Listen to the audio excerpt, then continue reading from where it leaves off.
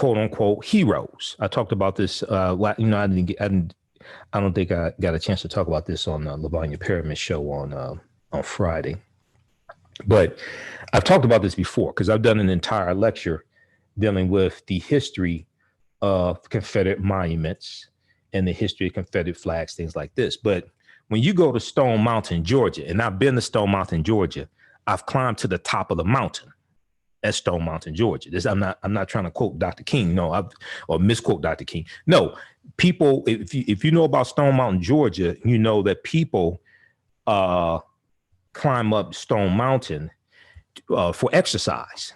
All right. But on the side of the mountain are the carvings of 3 Confederate heroes, so-called heroes. General Robert E. Lee of Virginia, PGT Beauregard, Pierre Gustave Toussaint Beauregard, who was probably the first Confederate hero of the Confederacy. Okay, he was from Louisiana. And then you had Jefferson Davis of Mississippi. Jefferson Davis was the president of the Confederacy, Jefferson Davis. So these were all 3 slave owners. These were all 3 men who committed treason according to Article 3, Section 3 of the U.S. Constitution. They committed treason. They took up arms against the Union, and their 3 respective states is going to secede from the Union and go to war with the Union to maintain slavery. Now, these carvings honoring, quote unquote, honoring these 3 Confederate heroes are in Georgia right now. It's a huge mountain. Kind of, it reminds you of like a Mount Rushmore. Okay. Because when I went to it, I went in 2017. We climbed to the top of it, and it blew my mind because I'm looking at it. I know who these people are. And I'm looking at people going up and down the mountain, and they have like a walkway. They have steps in some areas, in other areas it's just steep. So people are using it for exercise, and they may be training for marathons, things like this, right? And so then you get to the top of the mountain. I've been to the mountaintop. Seriously, I've been to the mountaintop. You get to the top of the mountain, and at the top of the mountain, there is at the top of the mountain, there is a souvenir shop. Now, in the souvenir shop, on all of the souvenirs, they have the carvings of these 3 Confederate heroes on the keychains, on the hats, on the mugs, on the pennants, on the t-shirts. And I went in 2017.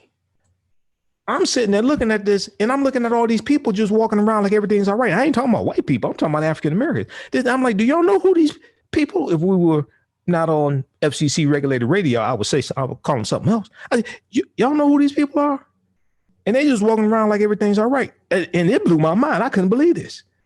But this is in Stone Mountain, Georgia. This wasn't 1967. I wasn't even born in 67. This wasn't 77. This wasn't 87. This wasn't 97. This was in 2017. It's still there right now. The souvenir shop is probably closed. This is probably a good thing. But Stone Mountain has been turned into an amusement park. I went to the amusement park. I'm walking around. I'm like, I'll be damned. This blew my mind. They got rides, all this stuff. It's Stone Mountain, and then you can see the side of the mountain with these 3 Confederate heroes, quote unquote heroes, these traitors to the Union. These were all men with 3 slave owners who committed treason. Donald Trump doesn't know what treason is. These men committed treason. Article 3, Section 3 of the U.S. Constitution defines treason. Treason does not mean not supporting a president. Treason means providing aid and comfort to another country that is at war with the U.S. Okay, that's treason. So when you understand that history. And then you look at in Georgia, what's taking place with Ahmaud Arbery is tragic. But to me, understanding history is not surprising.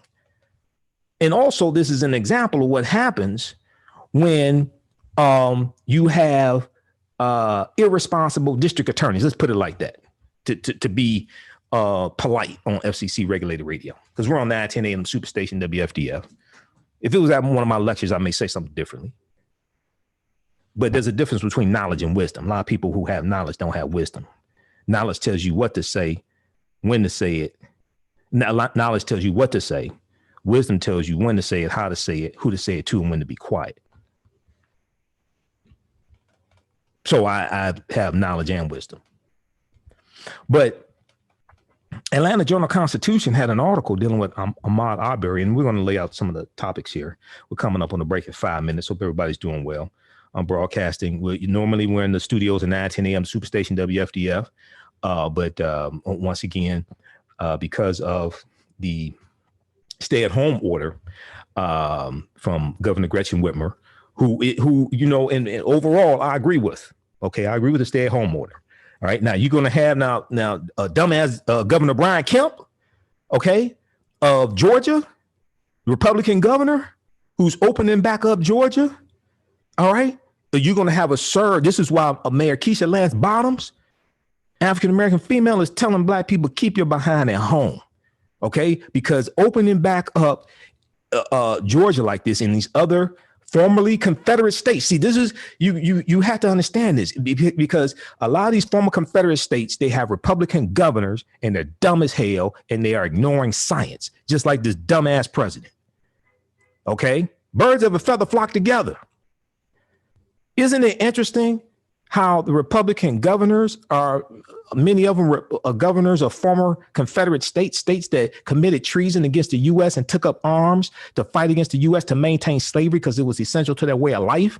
And by opening up by opening back up these states prematurely, you're going to try to force African Americans who are essential workers, okay, back to work in environments that may not be safe and put them in harm's way of getting coronavirus, because they were essential. African labor was essential to your way of life. That's why you seceded from the Union, starting with South Carolina, December 20th, 1860. And this is going to lead to the Civil War starting in South Carolina, April 12th, 1861, with the attack on Fort Sumter. And now, because now many African Americans, as well as Hispanics, because I'm dealing with understanding history, it's not just African Americans, it's also Hispanics as well, which then ties into the history and the historical relations of the U.S. and Mexico going back 170 years. And also going back to when Vicente Guerrero was president of Mexico, and he was a former slave, he was of African descent, and he outlawed slavery in Mexico. So you have enslaved Africans running away from Texas, running into Mexico to freedom. There was a southern it wasn't just a northern underground railroad. There was a southern underground railroad going into Texas as well. And in 1836, when Texas wins its independence from Mexico, you have coming up on a break in 3 minutes. And when Texas wins its independence from Mexico, 1836, the Texas Rangers are formed. I'm not talking about the baseball team, the Texas Rangers. I'm talking about what's going to become the law enforcement organization, the Texas Rangers, which is now state police. The Texas Rangers started out as bounty hunters who were hired by white slave owners in Texas to go into Mexico and capture runaway slaves who ran away from Texas and bring them back to Texas. This is how the Texas Rangers started. So you got to understand the historical relationship between North America, which started out as British colonies, and in Mexico, which were largely non-white people conquered by Spain. This is why Spanish is the dominant language. Even though there's 68 languages spoken in Mexico, Spanish is the dominant language because that's the language of their oppressor. Or we'll say their former colonizer, because Mexico won its independence from Spain. Okay? So you got to understand this historical relationship. So when we deal with the Treaty of Guadalupe Hidalgo of 1848, which is what ended the Mexican-American War of 1846 to 1848. And the U.S. gets the territory from Mexico that makes up California, Arizona, Utah, Colorado, New Mexico, Nevada, Wyoming. The U.S. wanted to take over all of North America. This was expansion of these Europeans who started out as a British colony. And it's a territorial dispute between Mexico and the U.S. So to understand what's taking place today and the hatred that some people in the U.S. have towards Mexico and Mexicans, you have to understand this historical relationship going back about something like 170 years. How much time do we have before the break, JT?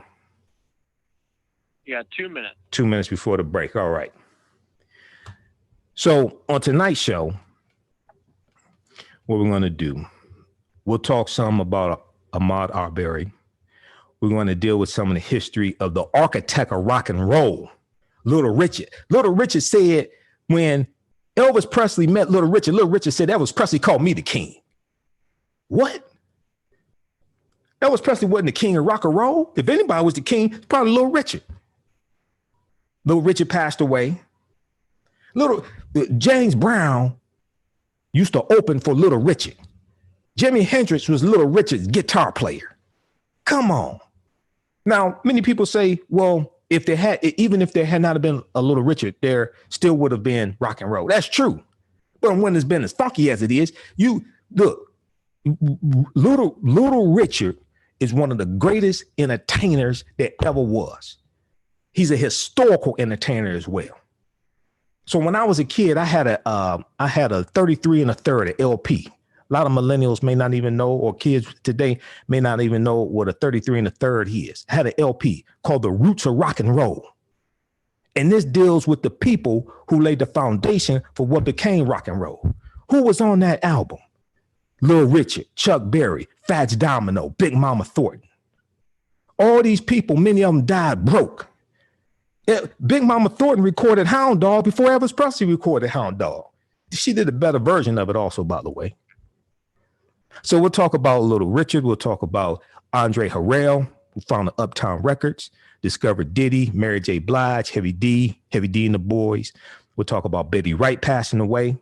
Okay, recorded The Cleanup Woman and No Pain, No Gain. TV One just did an unsung on Betty Wright in the last couple of months. Fantastic. She just passed away. We'll talk some about 33.5 million Americans out of work, lost their jobs in 7 weeks, not 7 months, not 7 years, 7 weeks. At least 5 million other African Americans. Are you better off today than you were 4 years ago? I'm just curious. What the hell do you have to lose? You're going to find out on the other side of the break. 9:10 AM Superstation, Future Radio. I'm Michael Imhotep. We'll be back in a few minutes. All right, guys, stand by. Is the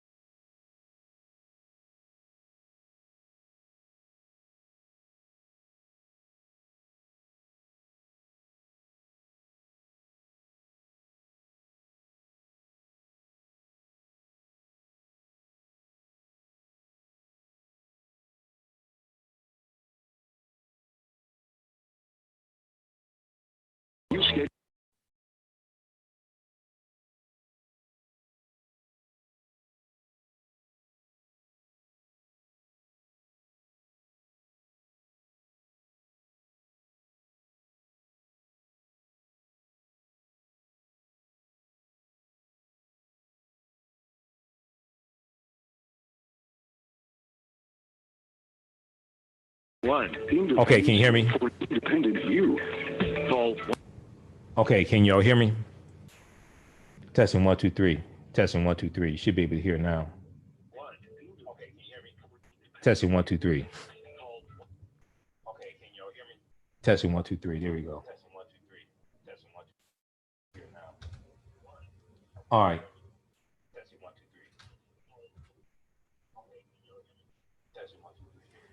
Okay, we back from break, JT. All right. Hold on.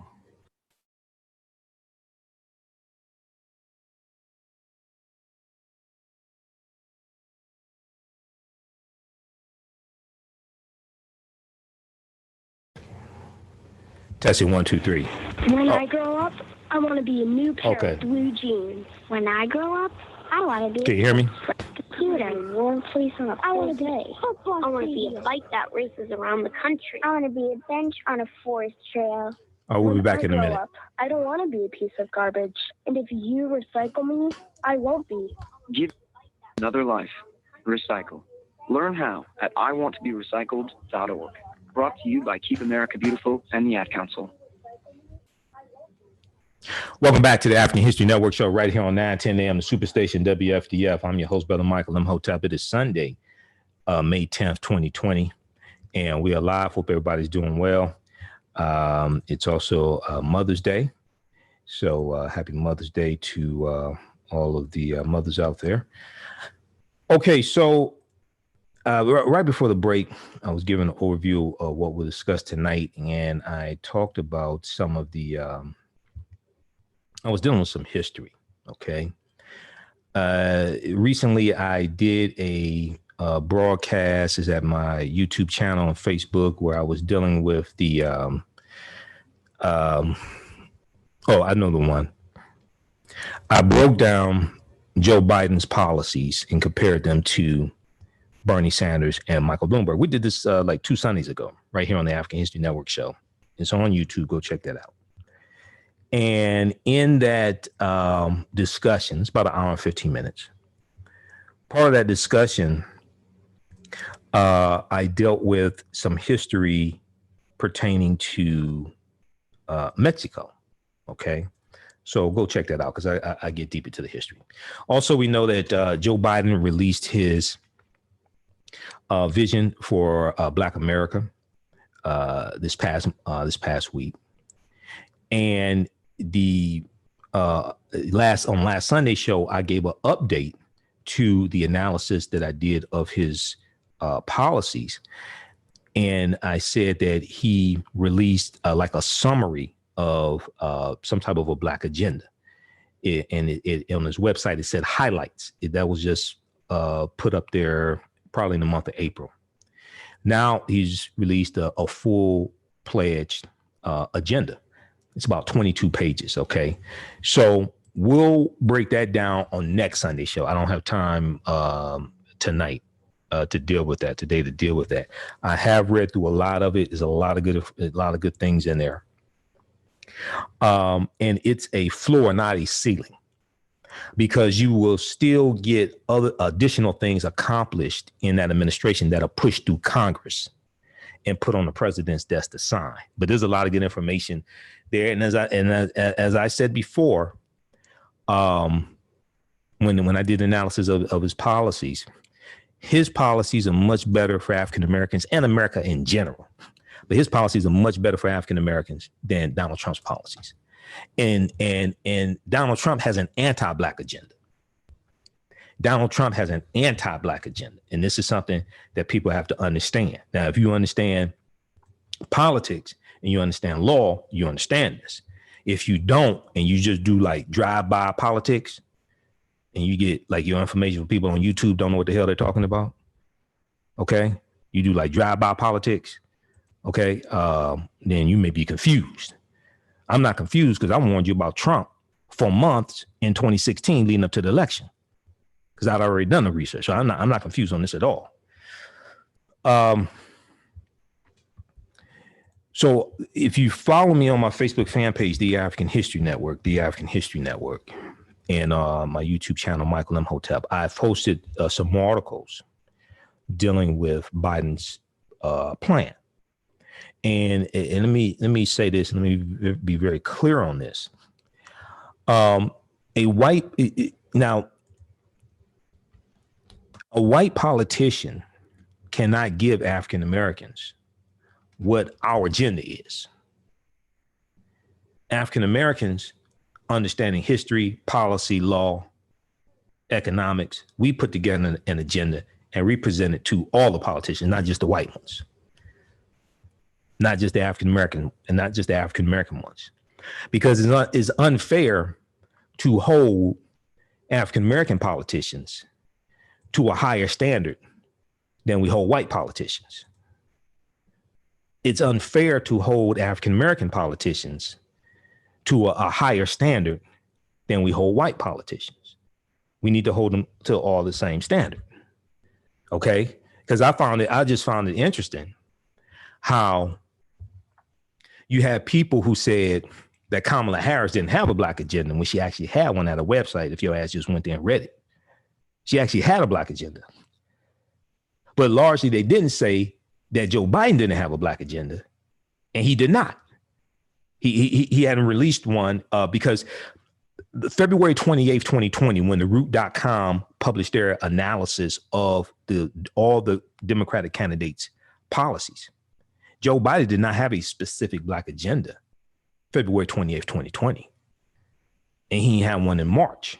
Now, his policies were beneficial for African Americans, even without this specific agenda. But Kamala Harris got beat up, and a lot of people said she didn't have a black agenda, and she did. And I've said this numerous times, going back months. I said we have to hold all the candidates to the same standard. It's unfair to hold black candidates to a much higher standard than you hold white candidates to. So this is not an endorsement, but go to joebiden.com to read his 22-page, maybe 26, but at least 22-page agenda. We'll discuss it next Sunday. Calling numbers 313-778-7600, 313-778-7600 is the calling number if you have a question or comment. Okay. Now, on the African History Network show, we focus on educating, empowering, and inspiring people of African descent throughout the diaspora and around the world, because right knowledge corrects wrong behavior. What you do for yourself, what you do to yourself, and what you allow other people to do to you and get away with over and over and over again is based upon what you think about yourself. What you think about yourself is based upon what you've been taught about yourself. What you've been taught about yourself is based upon everything you've read, heard, and seen about yourself. Now, if you don't read, that's part of the problem.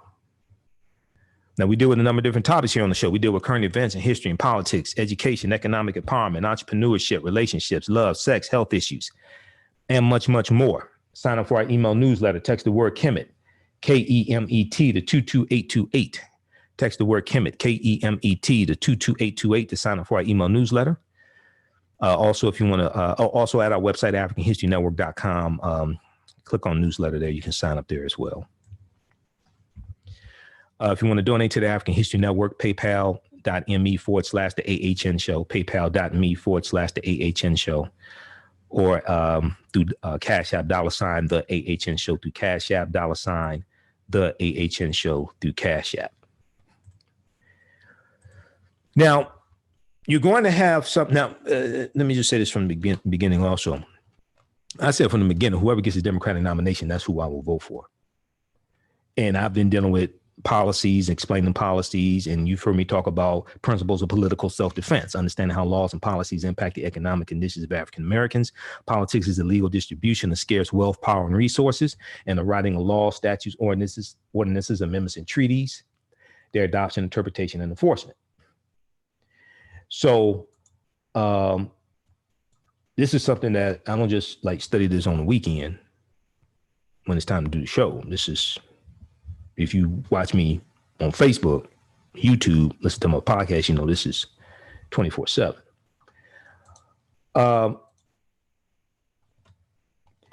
So some people say, for instance, not to call any name, Charlemagne the God. I saw Charlemagne interviewed by Alex Witt today on MSNBC. Alex Witt interviewed Charlemagne the God. and Reverend Al Sharpton. One of the things they talked about was Joe Biden's vision for Black America. Joe Biden's plan for Black America, his policies addressing specific issues and conditions in the African American community. And Charlamagne the Guy said it was a good start. Okay. But he said, you know, we're looking for who can offer us the best deal. He's talking about, I guess he's talking about between Joe Biden and Trump. He's that is comical right there.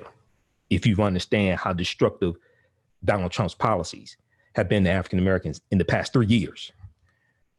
All we have to do is look at the numbers that came out this past Thursday. 33.5 million Americans lost jobs in 7 weeks, at least 5 million of them African American. And what's going to be on the back end of this are going to be bankruptcies, foreclosures, evictions, suicides, divorces. Okay. We already see how coronavirus is disproportionately negatively impacting African Americans. And a lot of this has to do with health disparities, Republican governors who did not participate in the Medicaid expansion as part of the Affordable Health Care Act. We see that less African Americans today have health care than when President Obama left office because the Affordable Health Care Act gave health care to 3 million non-elderly African Americans who did not already have health care. And right now, Donald Trump, earlier this week, I posted an article from the New York Times where Donald Trump is doubling down on forcing his Department of Justice to go to court and try to eliminate the entire Affordable Health Care Act, and kick 20 million people off of health care. Now, it's estimated that now that case is going to be taken up by the U.S. Supreme Court. Hopefully, Donald Trump won't get another Supreme Court nomination between now and after November. It's possible because Moscow Mitch McConnell, the Grim Reaper. Let me put a pin in that. We're going to come back to Moscow Mitch in just a minute. Speaking of Grim Reaper, what's that knocking? That's the sign of coronavirus knocking on the White House door. You got people close to Mike Pence and Donald Trump who've been diagnosed with coronavirus. You keep walking around without a mask. You keep playing games if you want to. Keep playing games if you want to. This is getting serious. And Donald Trump walking around without a mask, he says it makes him look silly. He thinks it makes him look weak. Is it that it makes you look silly, or is it that it makes you look sillier? Which one is it? I would take the second option. Personally, Donald Trump wants to make America great again. I would suggest he wear a mask over his entire face, but that's just me. I'm biased. I'll tell you from the beginning, though, I'm biased because I warned you about him before the election. And a lot of people didn't want to listen. We just going to do economic empowerment, invest in the stock market. We don't need to vote. Okay. A lot of those businesses are shut down now because the governors had to shut down the businesses to try to save people's lives. And then a lot of those customers who came to the business don't have jobs anymore. And they're trying to keep a roof over their head, but you think elections don't have consequences. You just want to do economic empowerment, invest in the stock market. I'm all for that. My degree's in business administration. I understand economic empowerment more than most people. I taught entrepreneurship for 7 years, managed a business consulting company, managed companies where we had contracts with the county of Wayne, city of Detroit, state of Michigan. We employed a number of African Americans. I understand it better than most. I also understand the role that government and laws and policies play as well. Politics is the legal distribution of scarce wealth, power, and resources, and the writing of laws, statutes, ordinances, amendments, and treaties, their adoption, interpretation, and enforcement. Politics impacts every aspect of our life, from healthcare to the water you drink, the air you breathe, the food you eat. So I'm somebody who's been involved in writing public policy for the city of Detroit. I understand this very well. All right. So with that being said, 313-778-7600 is the calling number if you have a question or comment. 313-778-7600 is the calling number if you have a question or comment. All right, let's do this. We'll deal with Ahmaud Arbery. I have a couple of clips to play for you also. We're gonna. I don't want to start the show on this that sad note. It's good that those monsters were caught, but there's a whole lot of people have been talking about this. And like I said, I don't want to do a 2-hour show about Black Death. I really, really don't. But we'll discuss that. Let me talk a little bit about one of the greatest entertainers in the history of the world, Little Richard. New York Times had a huge article. I'm going to pull this up here. New York Times had a huge article dealing with Little Richard. But while I pull that up, if you saw the movie, Why Do Fools Fall in Love? Why Do Fools Fall in Love? All-star cast. Now, with me having a marketing background, degree in business, they didn't market that movie correctly. It's a fantastic movie. Lorenz Tate, Halle Berry, Vivica Fox, Lela Rochon. Little Richard's in the movie. He plays himself because he was good friends with Frankie Lyman. Frankie Lyman and the Teenagers. Why Do Fools Fall in Love? Teardrops on My Pillow. Come on. But in the movie, when in the court scene, because the three wives and girlfriends of Frankie Lyman, they're suing over his estate, right? He was ripped off for publishing rights and things like this. But Little Richard is talking about how he is the architect of rock and roll. He's the original, okay? And one of the things he talked about when he was on the stage, on the witness stand, he was performing, but he was on the witness stand where he was performing, right? One of the things he talked about was how white artists put out cover records of his music because you're dealing with segregation, 50s and 60s. So African-American artists, a lot of them can't get their music played on white-owned radio stations, especially those in the South. A lot of times they can't even perform in different venue and certain venues in the South.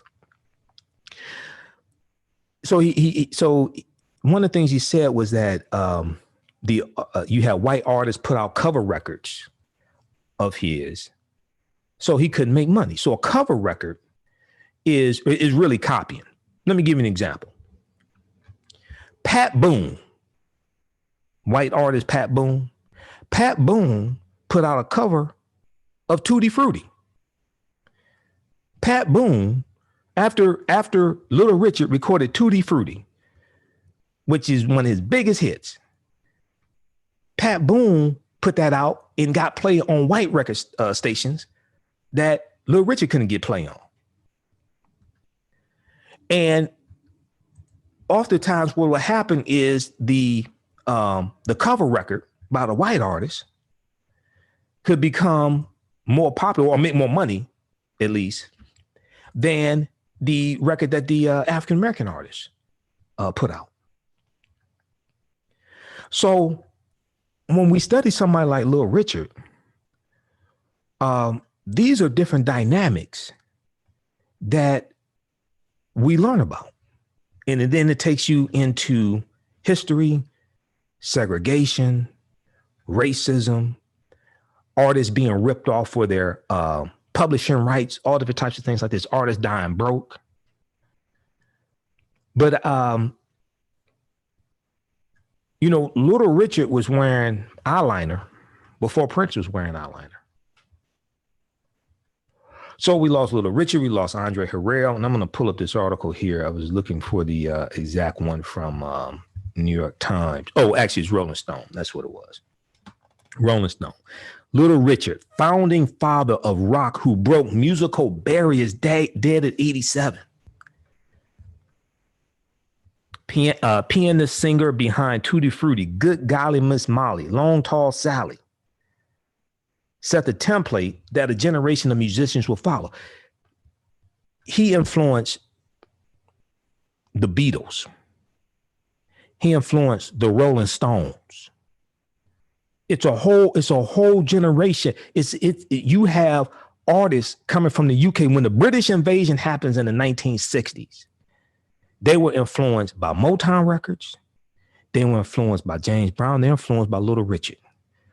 Little Richard, a founding father of rock and roll, whose fervent shrieks, flamboyant garb, and joyful gender-bending persona embodied the spirit and sound that of that new art form. Spirit and sound of that new art form. He passed away on Saturday, May 9th, 2020. Apparently it was like early in the morning. He was 87 years old.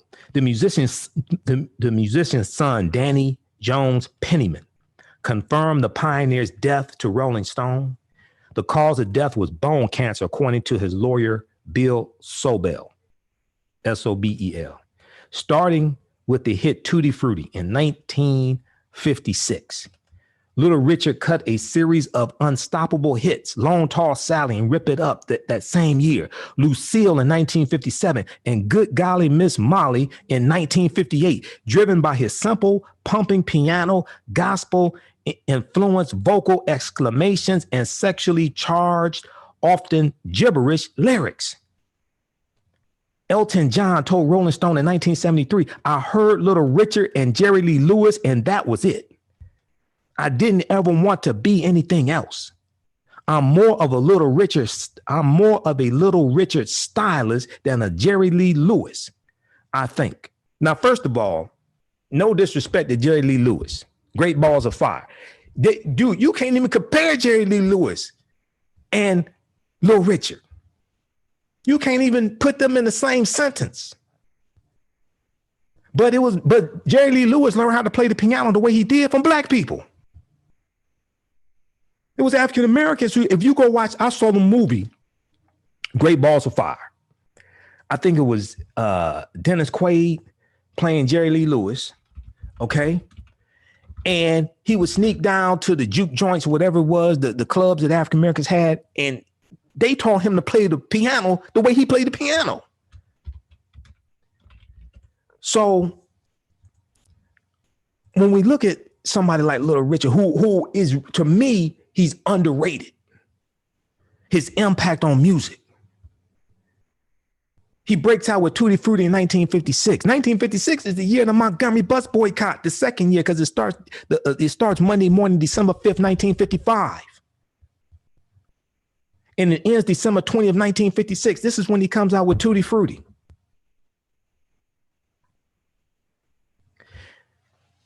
Elton John said, "I didn't ever want to be anything else," after he heard Little Richard and Jerry Lee Lewis. He said, "I'm more of a Little Richard stylist than a Jerry Lee Lewis, I think. Jerry Lee is a very intricate piano player and very skilled, but Little Richard is more of a pounder,"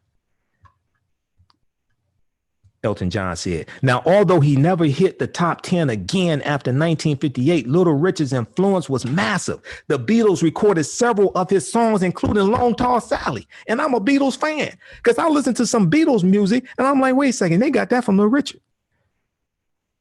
They're recording Little Richard's music. The Beatles recorded several hits of Little Richard, including Long Tall Sally, and Paul McCartney singing on those tracks, and the Beatles' own I'm Down paid tribute to Little Richard's shredded throat style.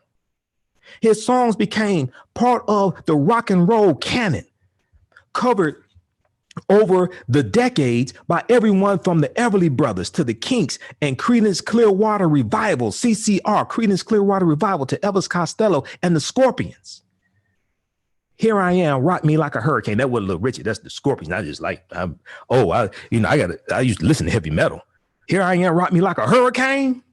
The Scorpions. I mean, I still have my Guns N' Roses and Motley Crue and all that stuff. You know, I listen to that.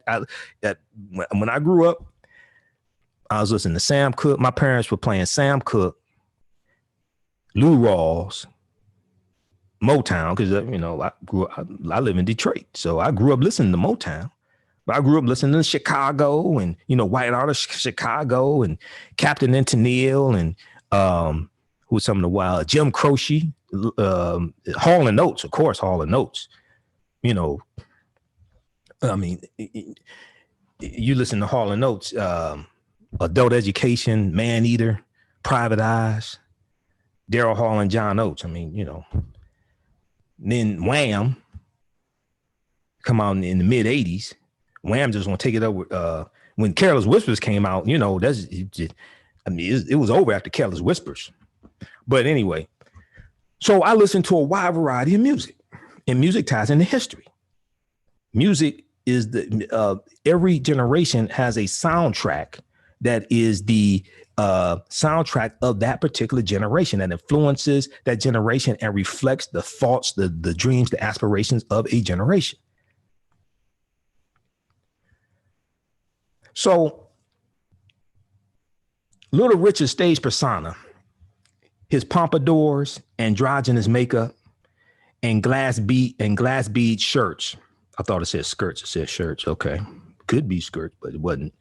Also set the standard for rock and roll showmanship. Prince, to cite one obvious example, owed a sizable debt to the musician Little Richard. Little Richard told Joan Rivers in 1989, quote, Prince is the Little Richard of his generation.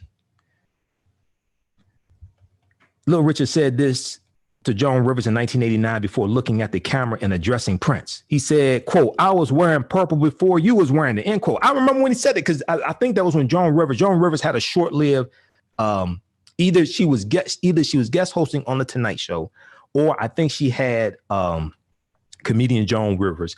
I think she had a short-lived late night talk show. But I remember when she interviewed Little Richard and he said this. Quote, if you love anything about the flamboyance of rock and roll, you have Little Richard to thank, said the Black Keys' Dan Auerbach, Auerbach, a longtime fan. He said, quote, and where would rock and roll be without flamboyance? He was the first to be able to be that uninhibited back then. You have to have a lot of not give a care. But he used another word for that we won't use here. I remember seeing an interview with Little Richard years ago.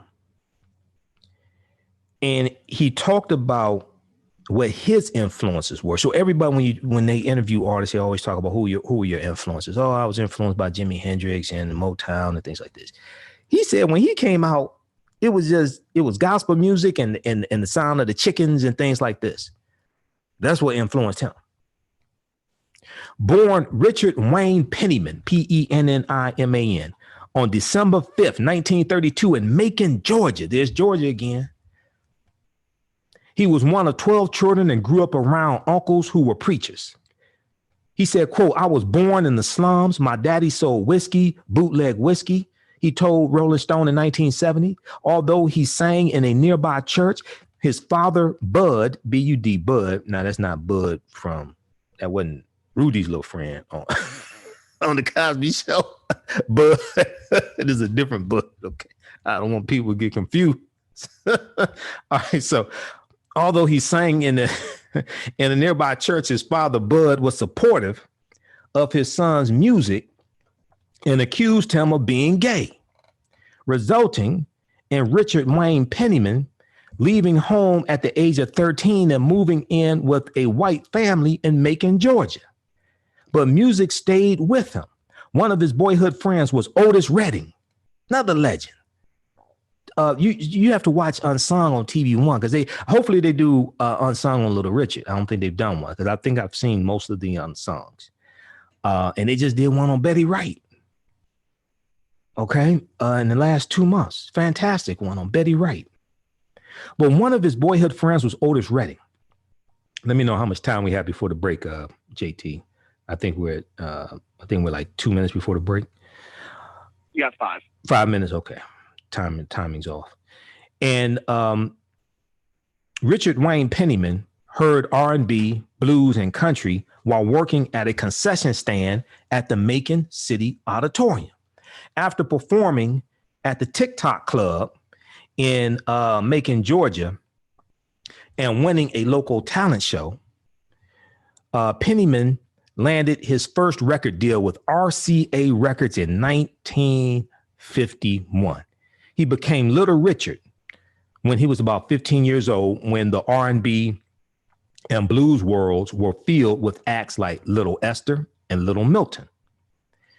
He had also grown tired of people mispronouncing his last name as Penny Man. Penny Man. He learned his distinctive piano style from Escarita, a South Carolina singer and pianist who also wore his hair in a high black pompadour, Esquerita. For the next 5 years, Little Richard's career advanced only fitfully, fairly tame, conventional singles. He cut for RCA and other labels did not chart. He said, quote, "When I first came along, I never heard any rock and roll." He told Rolling Stone in 1990. He said, "When I started singing rock and roll, I sang it a long time before I presented it to the public because I was afraid they would not like it. I never heard nobody do it and I was scared." He was doing rock and roll before it was called rock and roll. He's the architect of rock and roll. By 1956, he was washing dishes at the Greyhound bus station in Macon, Georgia, a job he had first taken a few years earlier after his father was murdered and Little Richard had to support his family. By then, only one track he had cut, entitled Little Richard's Boogie, hinted at the musical tornado to come. Little Richard told Rolling Stone in 1970, he said, "I put that little thing in it. I always did have that thing, but I didn't know what to do with the thing I had." That reminds me of another song that a lot of people are singing right about now, being quarantined, and you got a lot of couples together and things like this. What's the name of the group? Solo is 3 men and the bass solo. They had a song called "Where Do You Want Me to Put It?" All right, go look that up on YouTube. I mean, Solo was bad because they were singing a lot of Sam Cooke, things like this. They could sing a cappella. Their first song was called "Heaven." Okay, heaven is a place here on earth, right? First song, "Heaven." The second song was called "Where Do You Want Me to Put It?" All right, don't ask me why I thought about that. It just popped into my head, okay? Because I've been watching the video over the past few weeks on YouTube, and I just thought about it when he talked about I didn't know what to do with the thing that made me think of Solo. All right, we're coming up on a break. When we come back from the break, we'll talk about Little Richard. We'll talk about Andre Harrell, Betty Wright. We'll talk about Ahmaud Arbery. We'll talk a little bit about Joe Biden's policies, his plan for Black America as well. Listen to the African History Network show right here on 910 AM, the Superstation, the Future Radio. I'm your host, Brother Michael Imhotep. 313-778-7600. 313-778-7600 is the calling number if you have a question or comment. We'll be back in a few minutes. Central Park Deli. Okay, all right, everybody. So you should be okay. Y'all should still be able to hear me. Let me test something here because this is a new mixer. Okay, yep, you can still hear me. All right, hey, we're on break. You're listening to the African History Network show right here on 910 AM Superstation WFDF in Detroit. So every Sunday, 9 p.m. to 11 p.m. Eastern Standard Time. Normally, I'm in the studios at 910 AM Superstation, but since we have the stay-at-home order from Governor Gretchen Whitmer, we're broadcasting, all the radio hosts are broadcasting from home, okay? If you want to advertise with the African History Network, email us at customer service at AfricanHistoryNetwork.com, customer service at AfricanHistoryNetwork.com. Now, the documentary Wilmington on Fire from director Christopher Everett deals with the history of the Wilmington Massacre of 1898, before Black Wall Street was attacked in 1921, before Rosewood in Florida was attacked in 1923. There was the Wilmington Massacre of 1898.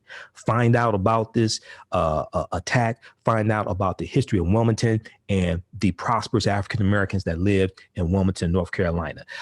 This is the website, WilmingtonOnFire.com. WilmingtonOnFire.com. It's available on DVD and streaming also through Vimeo. It's from director Christopher Everett. A lot of people are looking for products right now, healthy products, and SageandElmApothecary.com has over 60 different beautifully handcrafted soaps, natural toothpaste, hydrating oils, deodorants, face masks, shampoos, conditioners, and so much more. Okay, they use unique ingredients and whole fruits, herbs, and vegetables. Visit their website, SageandElmApothecary.com, SageandElmApothecary.com. Be halting its sales of okay, stand by, everybody. Control may break or migrate. All right, stand by. We'll be back in a few minutes here. Let's see here. Okay, let's look at some of your comments here. Who we have. And the description here got messed up a little bit, so we're going to fix that. Let's try to fix that here.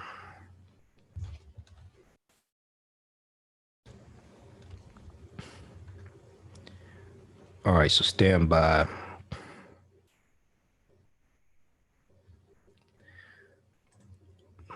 Let's see. Okay, so we have Little Richard, and then we'll do Betty White.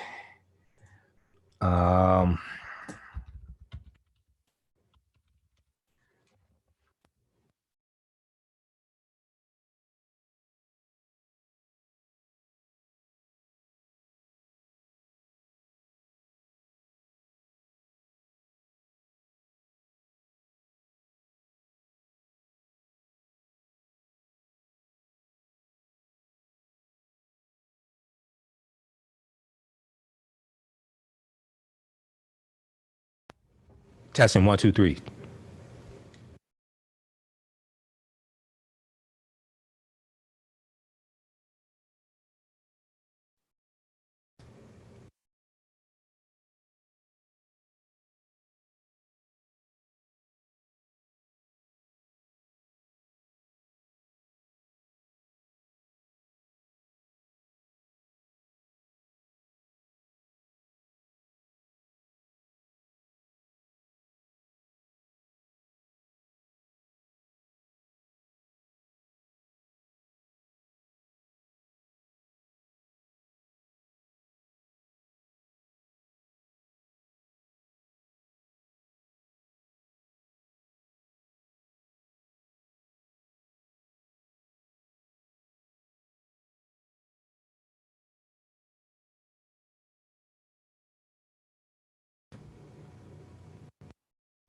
About the new virus. You know, Little Richard, just hold on just a second. Imhotep, are you there? Yeah, can you hear me? Yep, all right, I'm going to put you back on. You to take action to reduce the risk of getting COVID-19 now. Wash your hands often with soap and water for at least 20 All right, seconds. stand by, everybody. Use an alcohol-based hand sanitizer with at least 60% alcohol if soap and water are not available. Cover your coughs or sneezes with a tissue, not your hands. Avoid contact with people who are sick. Clean and disinfect surfaces in your home, such as counters, tabletops, and doorknobs to remove germs. For more information and the latest resources, please visit cdc.gov/COVID-19 or call 1-800-CDC-INFO. That's 1-800-232-4636. Welcome back to the African History Network show right here on 910 AM, the Superstation Future Radio. I'm your host, Brother Michael Imhotep. It is Sunday, May 10th, 2020. Can you hear me, JT? JT, can you hear me? Yeah, you're on. Okay. I just want to make sure you can hear me. All right. So in the first hour, I was giving an update on some things that are going on. We were talking about, talked a little bit about Ahmaud Arbery.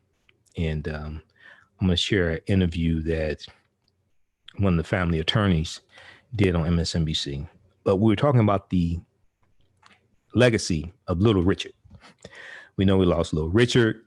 We know we lost Andre Harrell. Betty Wright, I'm looking at a big article right now from the New York Times about Betty Wright. Okay. And I just saw a episode of Unsung within the last 2 months on TV One dealing with Betty Wright. Okay. But I want to go back to talking about Little Richard. RollingStone.com had a big article dealing with this. We posted this on our Facebook fan page, The African History Network,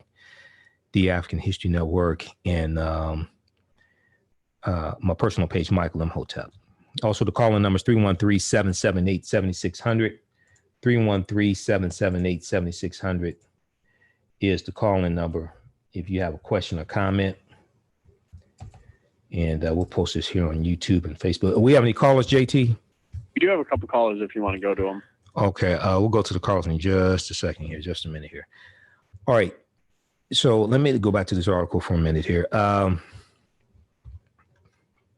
by 1956, Little Richard was washing dishes at the Greyhound bus station in Macon, Georgia, a job he had first taken a few years earlier after his father was murdered and Little Richard had to support his family. By then, only one track he had cut, Little Richard's Boogie, hinted at the musical tornado to come. Little Richard said, quote, "I put a little thing in it. I always did have that thing, but I didn't know what to do with the thing I had." Now, during this low point in his life, he sent a tape with a rough version of a bawdy novelty song called Tutti Frutti to Specialty Records in Chicago. He came up with the song's famed chorus, a wop baba loo bop the lop bam boom. I don't think I've ever seen it spelled before, but I remember it because, in 1988, I think it was, the Cocktail soundtrack of the movie Cocktail starring Tom Cruise. Tutti Frutti is on the soundtrack. I know because I have the soundtrack. I think I still have it. I bought it on CD back when it came out. I think I still have it. So he came up with the song's famed chorus while he was bored washing dishes. He also co-wrote Long Tall Sally while working the same job. By coincidence, label owner and producer Art Rupe, I guess it's pronounced Rupe, R-U-P-E, was in search of a lead singer for some tracks he wanted to cut in New Orleans, and Richard Wayne Penniman's howling delivery fit the bill. In 1955, the musician cut a lyrically cleaned up version of Tutti Frutti, which became his first hit, peaking at number 17 on the pop chart. Little Richard said Tutti Frutti really started the races being together. From the get-go, my music was accepted by whites. And see, back at this time, music like Little Richard's music, Chuck Berry, things like this, it was called race music. And it was black people's music. A lot of white radio stations, especially in the South, didn't want to play it. Because when you go back and study this, one of the things white people, especially white men, were afraid of was that if white girls saw Little Richard and Chuck Berry and Ray Charles, things like this, they would desire them sexually. But also they didn't want African-American boys and teenagers dancing with white girls. They really didn't want white boys dancing with African-American women, but there's a whole history of white men taking advantage of African-American women. So, that wasn't as bad to them, but they really didn't want African-American boys dancing with white girls. So when you go study what they called race music, and you see what the fears were, and then this ties into the history of this country and the misunderstanding of history, which is why people, if you heard me on Lavanya Perriman's show Friday night, This is why you got white supremacists walking around with the Confederate battle flag of Northern Virginia under General Robert E. Lee's army, calling it the Confederate flag. There were 3 flags that flew over the Confederate States of America from 1861 to 1865. That flag was never one of them that was on the General Lee car on Dukes of Hazzard. And the car, that Charger, is named after General Robert E. Lee, a white supremacist slave owner who committed treason against the U.S. based upon Article 3, Section 3 of the U.S. Constitution and took up arms to fight against the Union. That's who the car is named after. That flag on the General Lee car is the flag of his army. And then you had some also smaller armies that was their battle flag. But there were 3 flags, 3 official flags of the Confederate States of America, the Confederacy, from 1861 to 1865. That flag is not one of them. That flag was created by William Portia Miles about 1863. So when you see when I see these white supremacists walking around with no mask on and all that stuff, they're stupid on top of stupid, ignorance on top of ignorance. But Americans are woefully ignorant of history. All right, let's go to the phone lines. Let's go to who we have on line 1.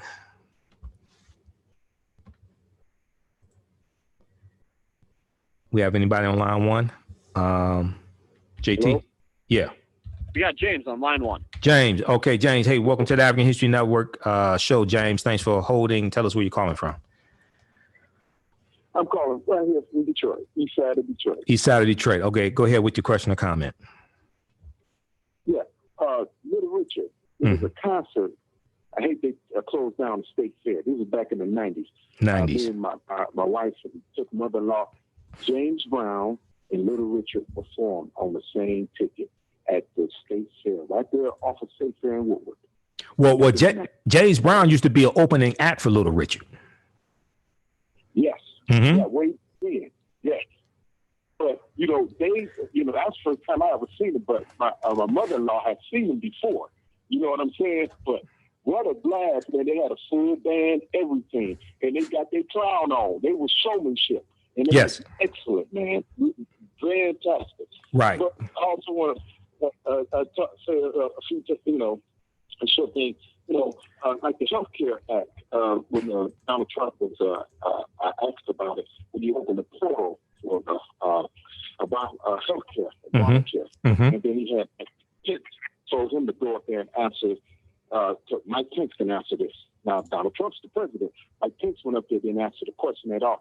Then, because a lot of people. Well, what was the question? Let me ask you, James. Your voice is kind of muffled. Are you on a speakerphone or something like that? Oh, okay. Now you can hear me better. I'm sorry. Okay. He said. Mike Pence. What did Mike Pence say? Mike Pence. He didn't answer the question. What was the question? What was the question? He talked all. A reporter asked him, with millions of people losing their health care right now, out of work. He said, why don't you open the portal earlier to get on affordable health care, Obamacare? And then he turned around, looked at Mike Pence and said, Mike Pence, he'll answer that. Mike Pence got up there, talked for 5 minutes, did not answer not the question at all. Then Donald Trump had the audacity to say, this the president of the United States, thanks for not answering the question, Mike Pence. You're good at for not answering the question. Now, who in their right mind would think of something like that to say when people are suffering? Your job is to make society better. Well, when you have somebody who's a sociopath or maybe borderline sociopath who can't empathize with people, who's only concerned about himself. Okay. See, this is where when Charlemagne the God was interviewed by Alex Witt on MSNBC on Sunday, May 10th, 2020, along with Reverend Al Sharpton. And Charlemagne the God said, we're looking for who offers us the best deal. No, it ain't just who offers African Americans the best deal. Is who has the best judgment, who will listen to the scientists and operate accordingly. Okay. Who is the most mentally stable. It's not just who offers you the best deal, because Trump can't offer a deal to African Americans after he spent the last 3 years putting in harmful policies and reversing policies from President Barack Obama. When you go study what they've done with the Affordable Health Care Act, when they have open enrollment, one, they've cut the marketing budget by 90%. Okay, over the past few years. So now you don't even see commercials on television letting you know that open enrollment is taking place, because Trump does not want people enrolling in the Affordable Health Care Act. Another thing that they did starting maybe 3 years ago or 2 years ago is they cut the amount of days that you had to enroll in half, because he's trying to destroy the Affordable Health Care Act. This is why his attorney general, his Department of Justice, is in court now to repeal the entire Affordable Health Care Act and kick at least 20 million people off of health care. Go ahead, and then we're going to go to the next call. Yes. Okay. Now, they got sheriffs, the COVID-19 here, sheriffs in different counties say, they want to open up everything. Well, I'm not going to arrest nobody.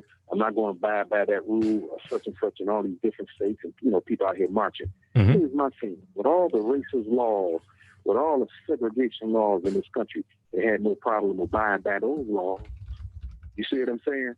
So if you can be a fool if you want to and go out here and not protect yourself, like unprotected sex, if you're going to choose that kind of lifestyle, it's very important that you hear it, because America, the problem not cleaning the airports, the subway should have been doing that anyway.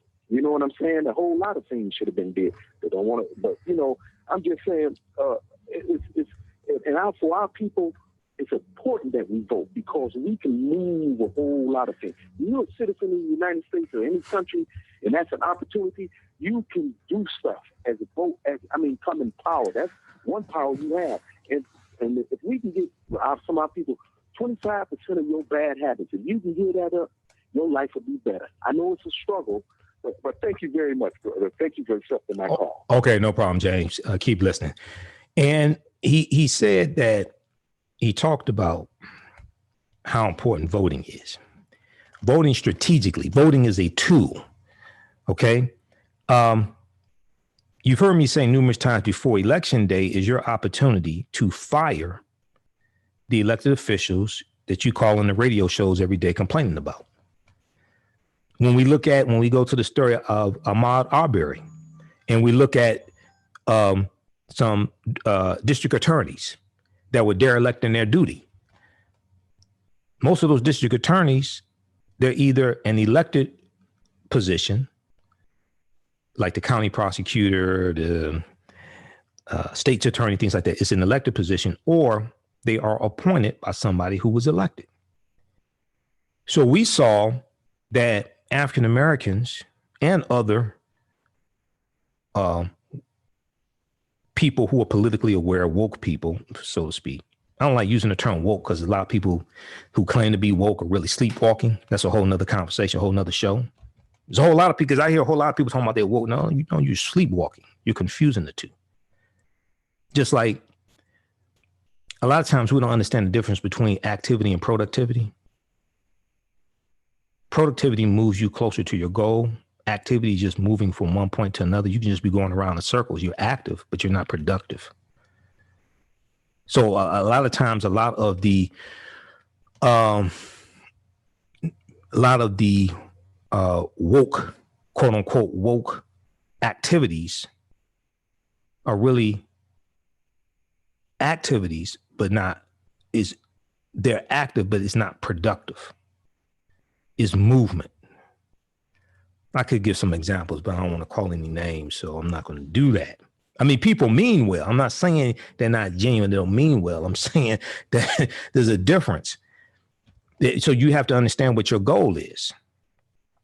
And is this moving you towards your goal? Okay. But when we look at the Atlanta Journal-Constitution had an article dealing with Ahmaud Arbery case. And it talked about how early on in the investigation, the local police wanted to go arrest those two guys that were involved in killing him. One guy shot him and the other one was there. They wanted Gregory McMichael and Travis McMichael. Local police wanted to go arrest him. It was a district attorney that told them no. District attorney who had a previous relationship with McMichael, Gregory McMichael, who's a former police officer. Atlanta Journal-Constitution, they break down this article. They break down what happened. But you had, and we'll go to the next call in just a second. You had across this country people who started realizing, wait a second, we keep complaining about police officers not being charged, cases not being handled correctly. Well, that's the prosecutor. That's an elected position, and our taxpayer dollars pay that salary. We don't have to take this. So people organized and they ran Kim Foxx against Cook County State's Attorney Anita Alvarez in the Chicago area. Anita Alvarez, it took her 400 days to charge Officer Jason Van Dyke, who shot and killed Laquan McDonald when they had all the evidence, well, majority of the evidence on tape. And Kim Foxx won. Wesley Bell in St. Louis County ran against the prosecutor who mishandled the Mike Brown killing, and he won. In the polls, according to the polls, he wasn't supposed to win, but black people said, no, we voting for the brother. Okay. We see in Baltimore, Marilyn Mosby. We see also another prosecutor in St. Louis who's using the Ku Klux Klan Act of 1871 to sue the city of St. Louis. Okay.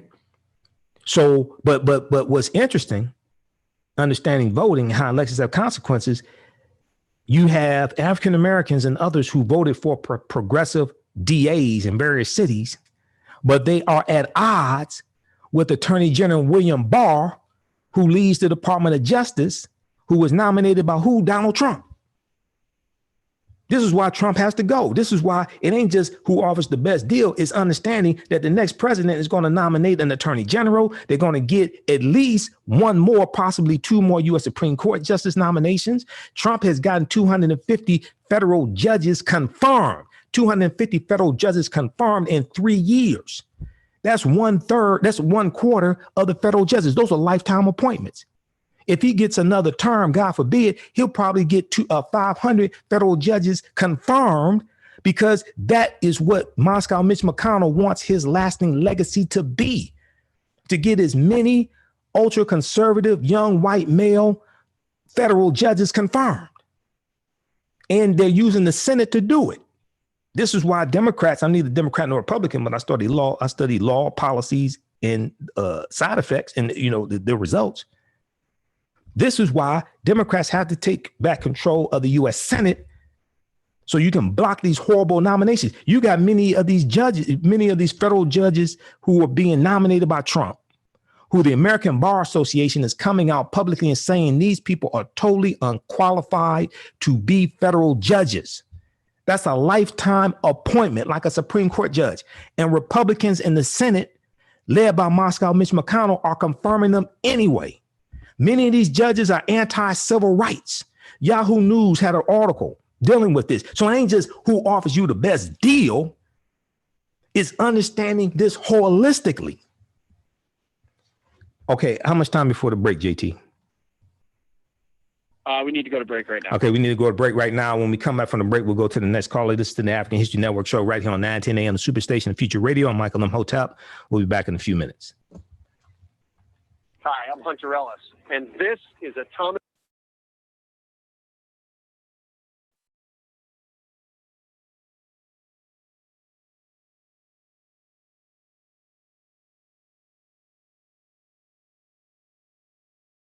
Right, stand by, everybody. Okay, this is the African History Network show. One commercial break.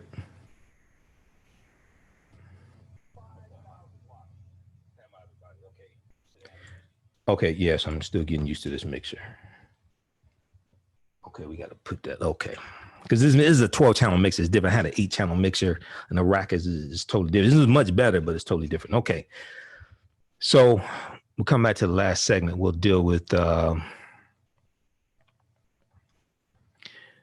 we'll deal with all of this here. Let's see here. We have Mark and Janine and Rodessa. Just a few of the people watching on Facebook. All right. Also, if you want to advertise with the African History Network, email us at customerservice@africanhistorynetwork.com, customerservice@africanhistorynetwork.com. Now, because a lot of people quarantine, they're at home, they're going back and forth through the refrigerator and gaining weight. Visit SheRanHerselfFit.com. SheRanHerselfFit.com's mission is to inspire and motivate women to make healthy lifestyle changes. The founder of She Ran Herself Fit, her name is Felicia. Felicia lost over 200 pounds by changing her diet and running. Running may not be your motivation, but find out what drives you. At She Ran Herself Fit, they have tips. You can see before and after pictures of Felicia, and also they sell workout apparel as well. Okay, visit the website SheRanHerselfFit.com. SheRanHerselfFit.com.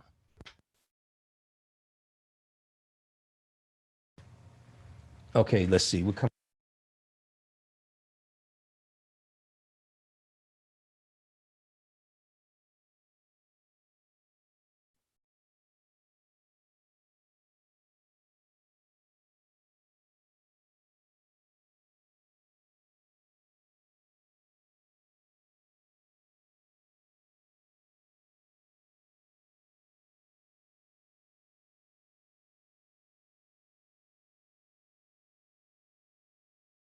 Can you hear me?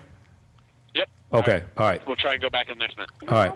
I want to be a glass countertop. And All right, stand by. When I grow up, I want to be a kid's best birthday present. When I grow up, I want to be a football stadium. When I grow up, I want to be a warm place on a cold day. I grow up. All right, stand by, everybody. When I grow up, I want to be a bike that races around the country. When I grow up, I want to be a bench on a forest trail. I want to be a rocking chair on a sunny porch. I want to be a skyscraper.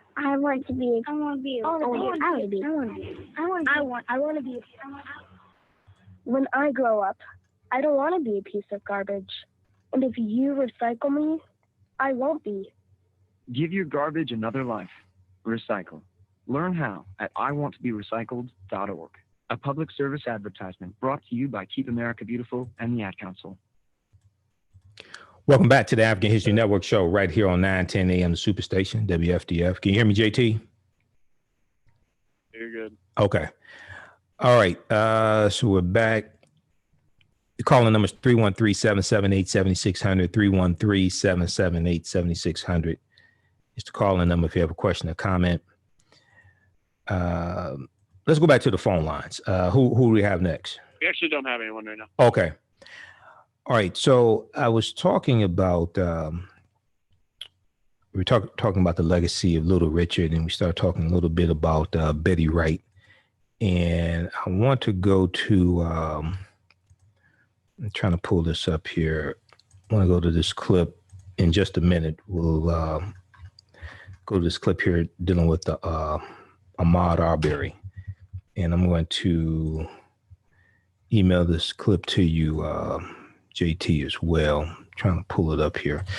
But we were talking about the impact that Little Richard had on music, and we're dealing with history as well.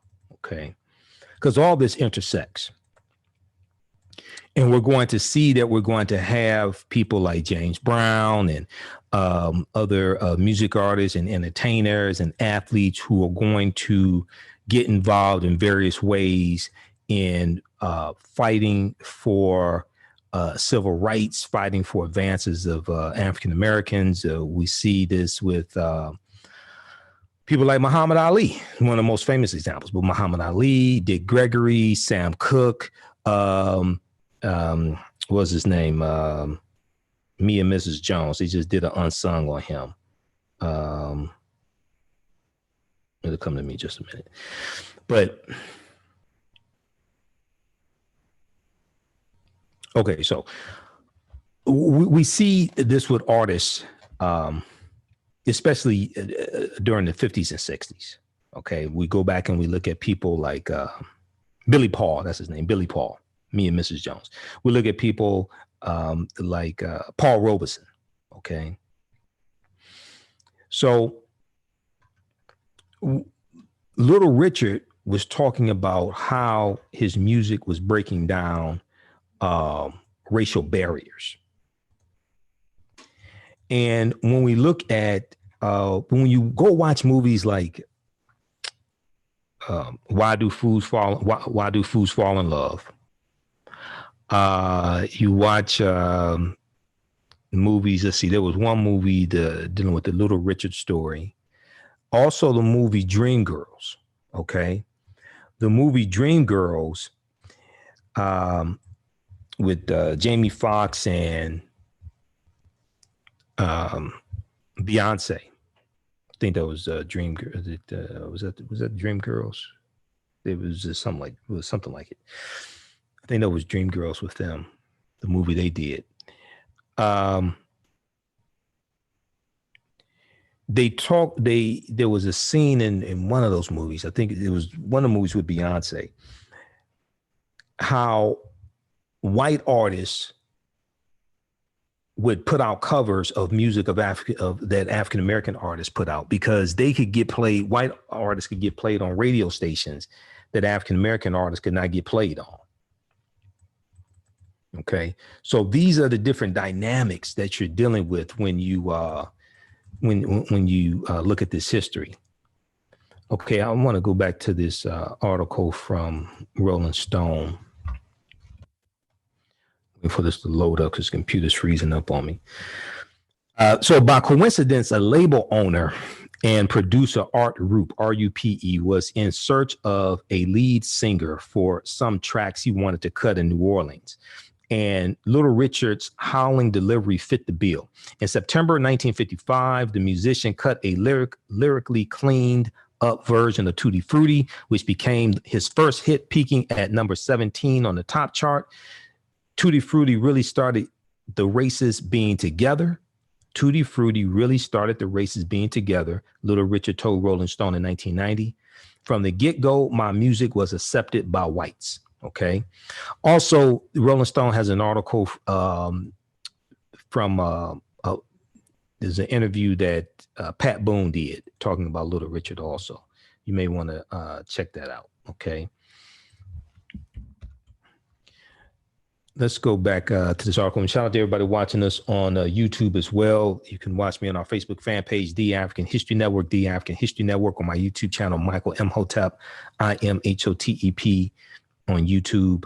And follow me there, subscribe, turn on notifications so you know when we go live. All right, let's go back to the Rolling Stone article here. Just bear with me for a minute. All right, so the follow-up to Tutti Frutti was Long Tall Sally.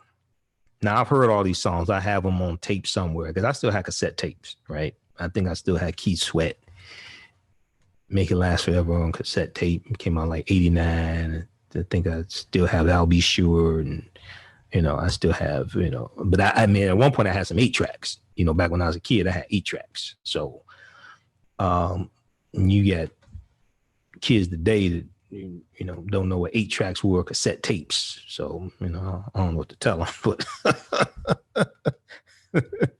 so the follow-up to Tutti Frutti was Long Tall Sally. Long Tall Sally hit number 6, becoming Little Richard's highest placing hit of his career. For just over a year, the musician released one relentless and arresting smash after another. From Long Tall Sally to Slippin' and Sliding, Little Richard's hits a glorious mix of boogie, gospel, and jump blues produced by Robert Bumps Blackwell. His nickname Bumps Blackwell, sounded like he never stood still. With his trademark pompadour hairstyle and makeup, which he once said he started wearing so that he would be less threatening while playing in white clubs, he was instantly on the level of Elvis Presley, Jerry Lee Lewis, and other early rock icons, complete with rabid fans and mobbed concerts. Because Little Richard said that I saw an interview. I can't remember if it was the Little Richard story or if it was an interview that he did. But he said that he wore the makeup so that white men, or white people, but especially white men, would not think that he wanted their daughters. He said he did it to appear less threatening. Okay, which is just 1 second here. He said he did it to appear less threatening, you know, which then once again takes you into a whole nother historical lesson. All right. So the follow-up song was Long Tall Sally, which was his highest placing hit of his career. And Little Richard said that he wore makeup, which he once said he started wearing so that he would be less threatening while playing white clubs. He said, quote, "That's what the kids in America were excited about." He told Rolling Stone in 1970. They don't want the falsehood. They want the truth. Now, Jerry Lee Lewis said in a statement of Little Richard, quote, "It is with a heavy heart that I ask for prayers for the family of my lifelong friend and fellow rocker, Little Richard." This is Jerry Lee Lewis. Lewis said in a statement, quote, "He will live on always in my heart with his amazing talent and his friendship. He was one of a kind and I will miss him dearly," end quote. As with Elvis Presley, Jerry Lee Lewis, and other contemporaries, Little Richard was cast in early rock and roll movies like Don't Knock the Rock in 1956 and The Girl Can't Help It in 1957. In a sign of how segregated the music business and radio were at the time. At the time, though, Pat Boone's milquetoast covers of Tutti Frutti and Long Tall Sally, both also released in 1956, charted as well, if not higher, than Little Richard's own versions. This is what I'm talking about. They were horrible. What Pat Boone put out, it was horrible. I'm not just saying it was horrible that he did it. I'm saying the quality, the songs were horrible. So they were. So Pat Boone put out covers of Tutti Frutti and Long Tall Sally, both also released in 1956. They charted as well, if not higher, than Little Richard's own versions. Pat Boone's Tutti Frutti hit number 12 on the chart, surpassing Little Richard's slot by 9, because Little Richard Tutti Frutti hit was it number 1? It hit it's like 21. And then Little Richard later told Rolling Stone that he made sure to sing Long Tall Sally faster than Tutti Frutti so that Pat Boone couldn't copy him as much. And I remember seeing an interview where Little Richard talked about this.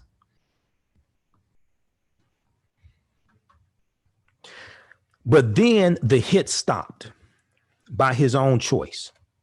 After what Little Richard interpreted as signs, a plane engine that seemed to be on fire, and a dream about the end of the world and his own damnation. Richard Wayne Penniman, better known as Little Richard, gave up music in 1957 and began attending the Alabama Bible School, Oakwood College, where he was eventually ordained a minister.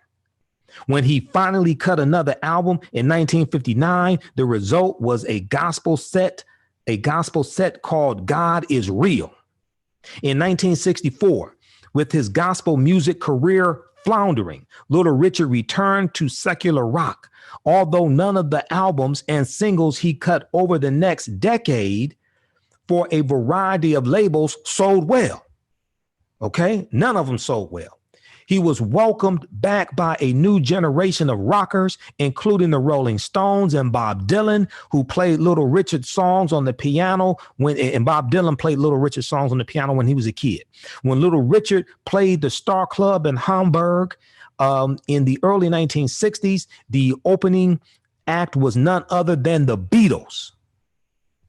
The Beatles opened for Little Richard. Come on. When Elvis Presley met Little Richard, Elvis Presley called Little Richard the king. Quote, we used to stand backstage at Hamburg's Star Club and watch Little Richard play. John Lennon said, John Lennon of the Beatles. Quote, he used to read from the Bible backstage, and just to hear him talk, we'd sit around and listen. I still love him, and he's one of the greatest, end quote.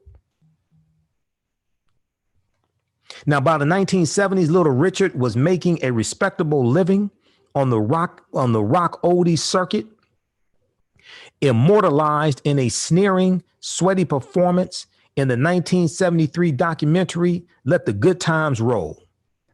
During this time, he also started smoking marijuana and became addicted to cocaine, while at the same time returning to his gospel roots. I'm not sure if that's when he first started smoking marijuana, but okay. Okay. All right. Okay. So Little Richard also dismantled sexual stereotypes in rock and roll, even if he confused many of his fans along the way. During his teen years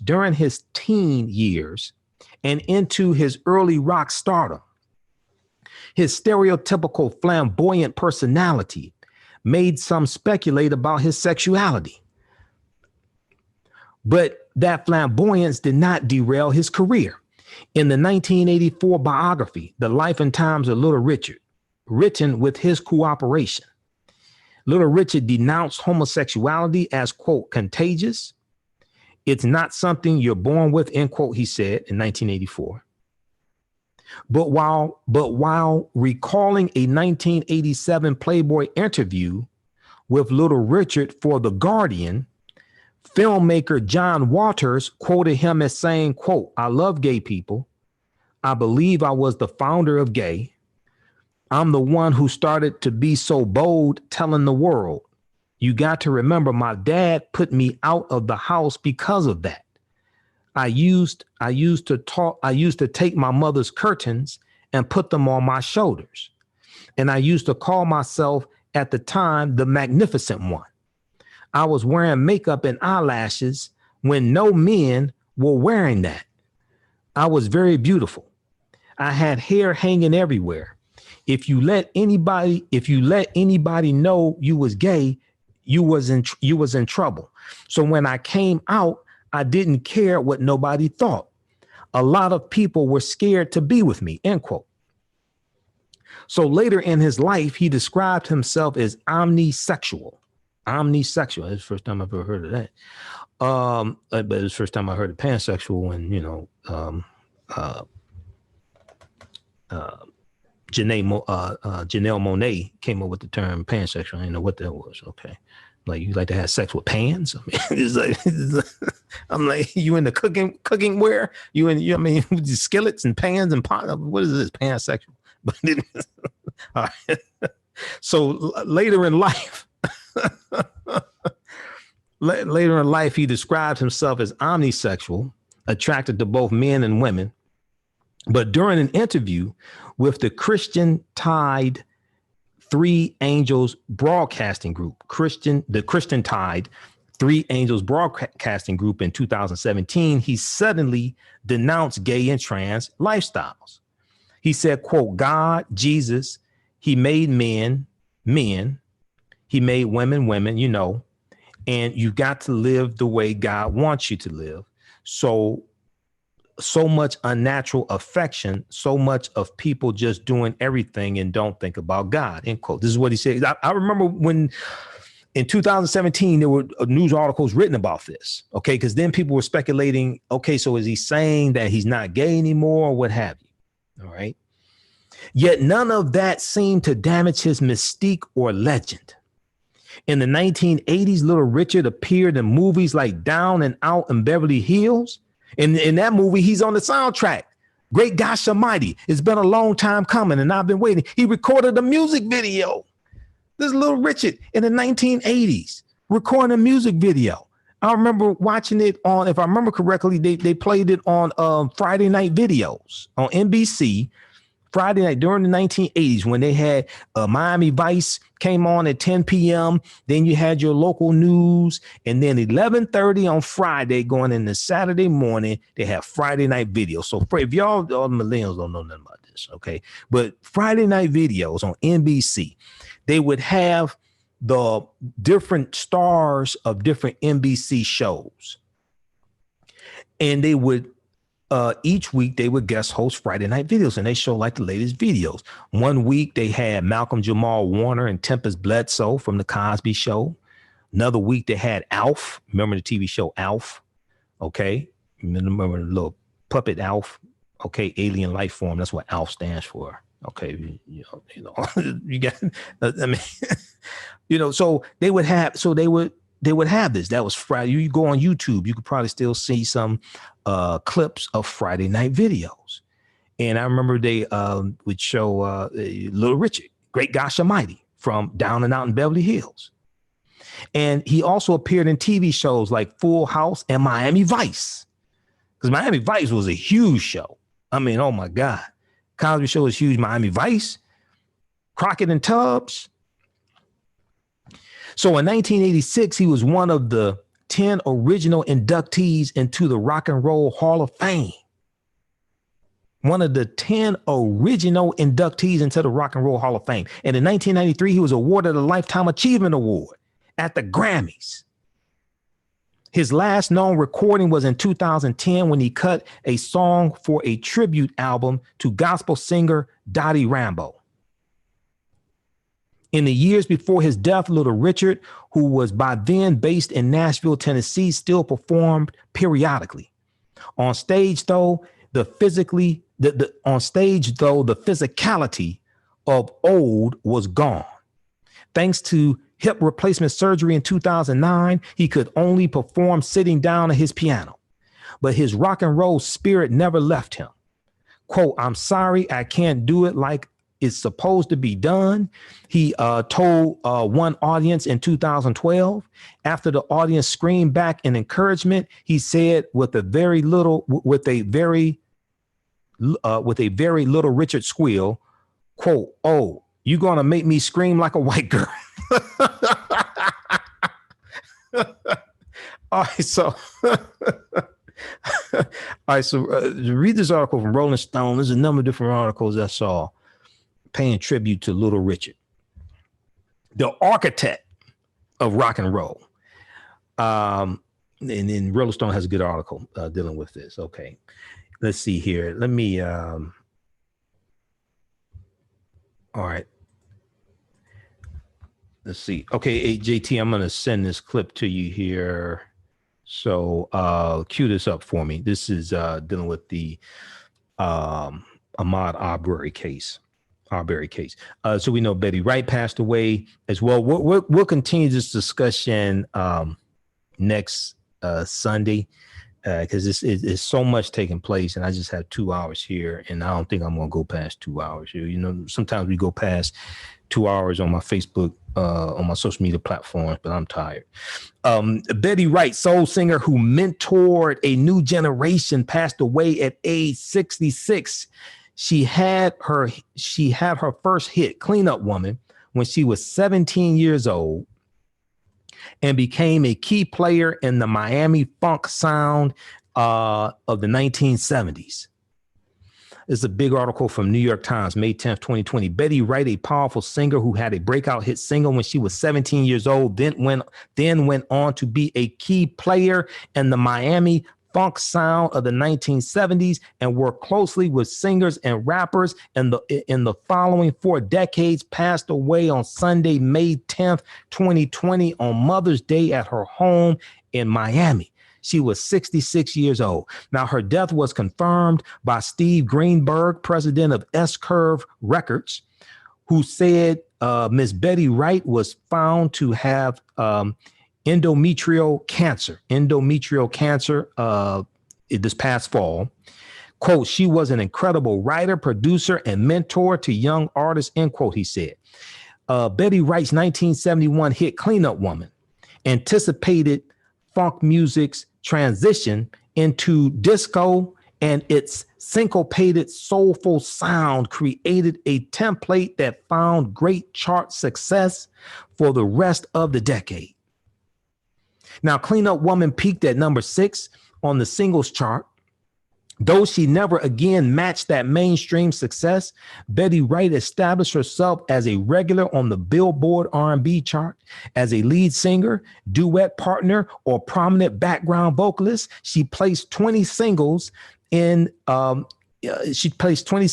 top 40. She was also one of the first pop vocalists to sing in the stratospheric whistle register, a technique also used by Minnie Riperton, Mariah Carey, and Ariana Grande. Now, Robert Palmer, reviewing a 1977 live show for the New York Times, said of Miss Betty Wright, quote, "She is a superbly rhythmic vocalist, pushing against the beat and negotiating the music's tricky rhythmic cross currents with ease. Her gospel melismata are employed in a conservative musical manner, not as mannerisms or tics, T-I-C-S, tics, end quote. Now, Betty Wright had an enduring career as a songwriter, arranger, and producer. Her list of credits includes Stevie Wonder, Bob Marley, Michael Jackson, Stephen Stills, David Byrne, Alice Cooper, Jennifer Lopez, Gloria Estefan and the Miami Sound Machine. Come On, Shake Your Body. Remember the Conga song? Congo? The Miami, Gloria Estefan and the Miami Sound Machine. Erykah Badu and many others. Bessie Regina Norris was born on December 21st, 1953 in Miami, Florida, the youngest of 7 children born to Rosa Lee Atkins Wright, a registered nurse who was active in the Pentecostal church. Her father, MacArthur Norris, worked in lawn service. Rosa Wright taught her children to sing gospel music, backed them on guitar, and wrote a song, I'll keep toiling on, which they released under the name Echoes of Joy. Now, Betty Wright, quote, was not even 3 years old or 3 years young yet, but she could sing with a strong, loud, and clear voice on key, end quote, her older brother Philip later wrote. Betty Wright made her transition into secular music despite the objections of her mother, who once told James Brown he couldn't hire her children because, quote, they only sing gospel music, end quote. In 1968, Miss Betty Wright had a hit with Girls Can't Do What the Guys Can Do, written by 2 successful local musicians, Clarence Blowfly Reed and Willie Clark.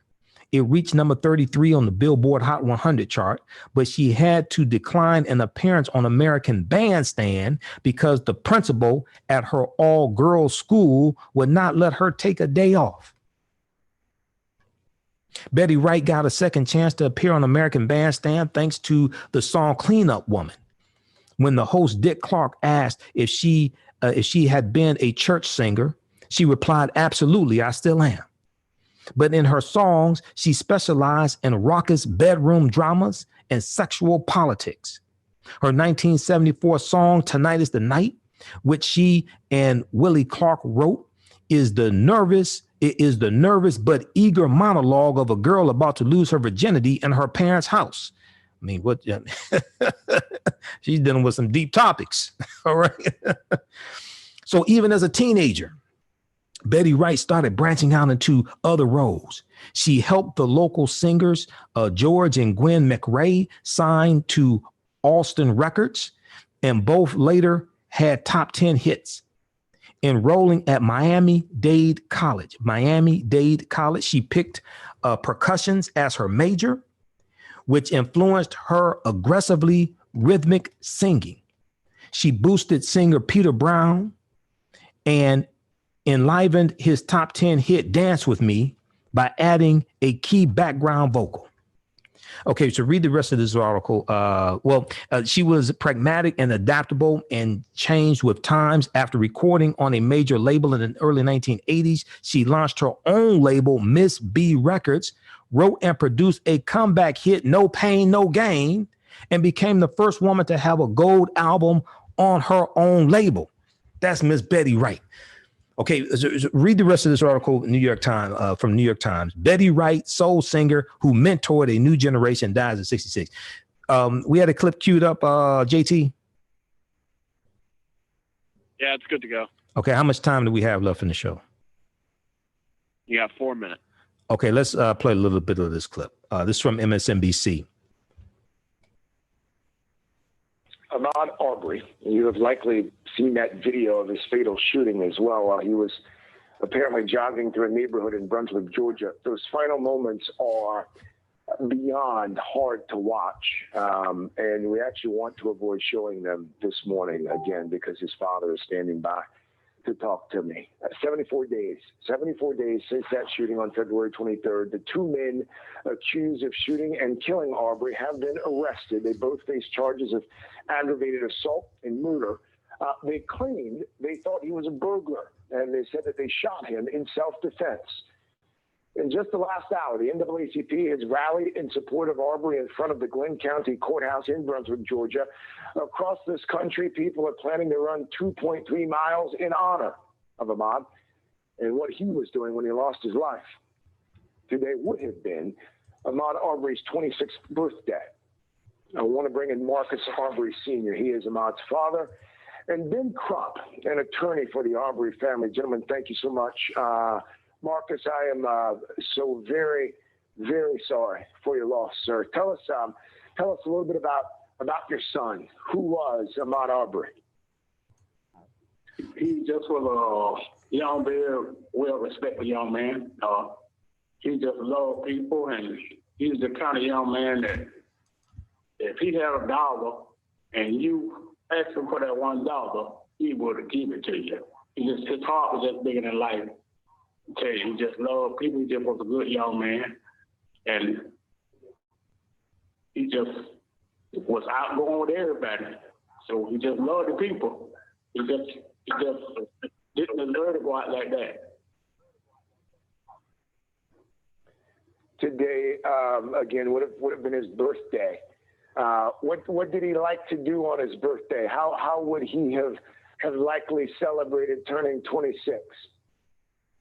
Hang around with friends and stuff like that, all his friends, and try to put some meat on the grill or something like that. Yeah, he just wanted to be around all the friends because he was a people young man. So those are the things he tried to do. He just tried to keep everybody happy. Marcus, how did your son want to spend his life? Working out, training. He always loved to work out. He was just a workout fanatic. He picked that up from me because that's what I did all my life, keeping my body in shape and stuff like that. And he was the same way. He loved just keep his body in shape. Okay, pause it right there, JT. Sir, I can't imagine. JT, pause it right there. Can you hear me? How are you doing this morning?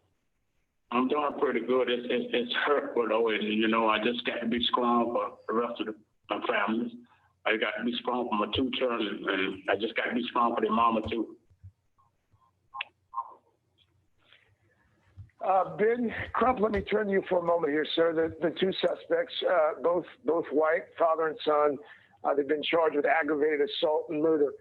What's next in this case?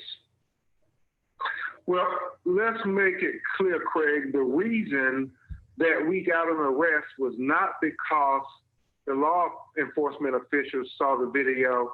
It is because we saw the video. They saw the video from the beginning, and yet they did not arrest this murderous duo who executed Ahmaud Arbery on that horrific videotape. So the DA, who's now on the case, he saw the video too, Craig, and for all this time, they failed to arrest these killers. There was probable cause from day one when you looked at that videotape. So we have to make sure we remain vigilant. We are very distrustful we are asking for a special prosecutor to be put on this case because this DA had all this evidence, but yet did not make an arrest. All right, so we're gonna pause it there. We'll continue this next week, and then we'll continue a little bit more on my social media platforms, the African History Network on Facebook and Michael Imhotep on YouTube. Thanks for tuning in. Also, you can donate through Cash App, $ the AHN Show through Cash App, and PayPal.me/the AHN Show. You've been listening to the African History Network show on the AM Superstation. Right now, it's Chris Wrong Behavior. So not over till we win. Wakanda forever. Talk to you next week. Stay tuned for Pastor Mo. Peace. Brought to you by the Michigan Department of Health and Human Services. Stand by, everybody. Stand by. Learn more at michigan.gov/coronavirus. We all love fried food, but the problem is all that excess oil and fat can cause you to become overweight. Well, now there's the Cook Light Aero Fryer, an amazing kitchen miracle that uses air to fry instead of oil, so you can have the same delicious flavor and crispiness of deep frying using little or no oil. Get that? Okay. All right, stand by. Let me see. Let me pull up that clip here. This was freezing up on me. I wanted to play the rest of that interview. Craig Melvin on MSNBC, so we should still be on. How's everybody doing on Facebook and on YouTube? Okay. Craig Melvin on MSNBC interviewed Attorney Benjamin Crump and Marcus Arbery's father. Okay, and it's a really, really good interview, and we'll discuss this some more next week. There's just so much going on. I don't want to just deal with death for 2 hours. Let me see. Let me grab this clip here. Just a second. But the Atlanta Journal-Constitution article is really important. Also, this big article from New York Times. This is from May 7th, updated May 8th. 2 suspects charged with murder in Ahmaud Arbery shooting. 2 suspects charged with murder in Ahmaud Arbery shooting. Okay. Gregory McMichael and Travis McMichael were arrested in connection with the killing of Mr. Arbery, which had led to protests in Georgia. All right. So the 2 white men who were seen on a widely shared video as one of them fatally shot Ahmaud Arbery, a 25-year-old African-American man, were arrested and charged on Thursday. So that was May 7th, Thursday, May 7th.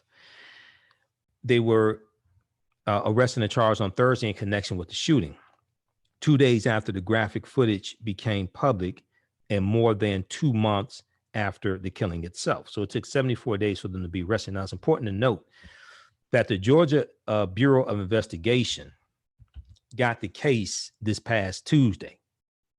They were arrested by Thursday evening. Georgia Bureau of Investigation. The video that was released showing them killing Ahmaud Arbery, the district attorneys and things like that, they had already seen that video. So it was new to the public. It wasn't new to them. But the Georgia Bureau of Investigation got the case on Tuesday. Those two suspects were arrested by Thursday evening. Let me try to pull this clip up here. Just a minute. We'll try to cue this up. Okay, so the men Gregory McMichael and who's 64 and his son Travis McMichael, 34, were each charged with murder and aggravated assault and booked into a jail in coastal Glenn County, Georgia, where the killing took place. The Georgia Bureau of Investigation said, the GBI. Now, they went before the judge trying to get bail. They were denied bail. Rightfully so. If you follow me on Facebook, you know I've been posting articles dealing with this. Now, when I post articles, so when I deal with this type of information, I'm not trying to be inflammatory because we're already traumatized enough and we're already dealing with enough death of African Americans. So I'm not trying to be inflammatory. I'm not trying to enrage people. So I'm trying to inform. Okay.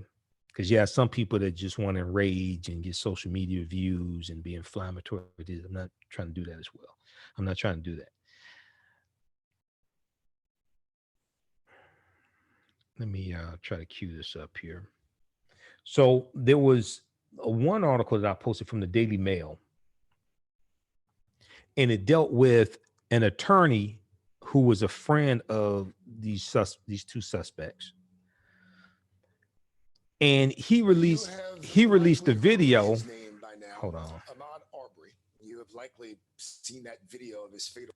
He released the video of them killing Ahmaud Arbery because he thought that it would exonerate his friends.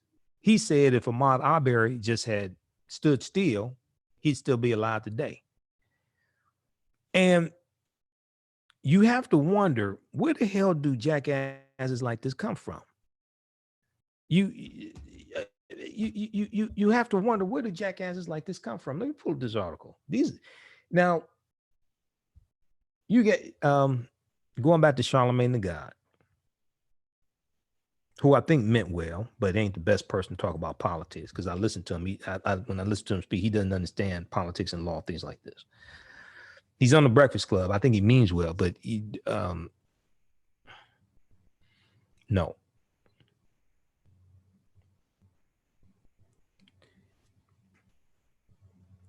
These jackasses here, they'll vote for Trump. You have African Americans who will sit up on social media debating about whether or not to vote for Biden and crime bill and all this stuff. These jackasses will vote for Trump unequivocally. No debate. They don't need to hear, they don't need to see no debate. None of there ain't there won't be any they ain't gonna try to figure out an alternative ending. They're not going they don't need to see any more information. They said we vote for Trump, just like they said in 2016. People didn't understand this. I was explaining this day in, day out. I was doing nationally syndicated radio 5 days a week in 2016 on the Empowerment Radio Network, and I'm seeing what's coming. And people wanted to debate and say, oh, we need to have a protest vote and all this stuff and vote for Jill Stein. I say, y'all must not understand math. Because I'm looking at Republicans using voter suppression tactics to shave off 1 or 2 percentage points in key battleground states like Michigan, Wisconsin, and Pennsylvania. That's on top of the Russian intervention and the Russian interference and Russians targeting African Americans, targeting America, but especially African Americans with a disinformation campaign. I'm watching all this take place and I'm reporting on it as it's taking place, warning people. Because I monitor about 35 different news sources on a daily basis. And in 2016, I'm seeing news sources pop up that I've never heard before. And when I go research them, they're putting out fake information because I know how to go research stories. I've been doing radio now 10 years. I know how to go research stories and certain things I look for. And I know how to tell legitimate news websites from fake ones. So I'm seeing stuff pop up I've never seen before. I'm seeing news websites pop up I've never seen before. I'm like, what is this? And when I go research their stories are fake. Because I go read their source articles and I go trace this all the way back to the beginning. And I'm seeing people circulate articles based upon headlines. And I understand how fake news stories are created also, because I've researched that. So I'm seeing fake articles and they have headlines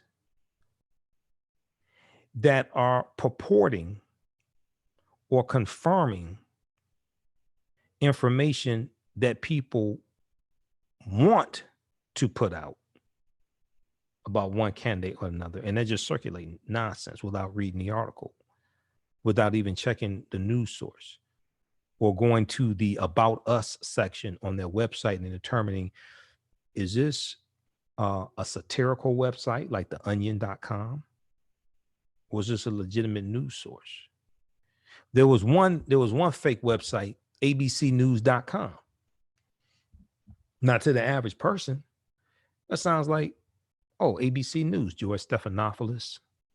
You know, this week, Sunday morning, George Stephanopoulos, ABC News. Well, I'm on ABC News website almost every day. I know their website address is not abcnews.com. It's abcnews.go.com. So when I see abcnews.com, I'm saying that's not correct. When I go look at the website, one of the things I do is I go look at other articles that are on the website. Basically, all the articles written by the same person. I say, this is BS right here. This is a fake website. But you have people circulating articles from abcnews.com thinking it's the legitimate news source. I'm like, no.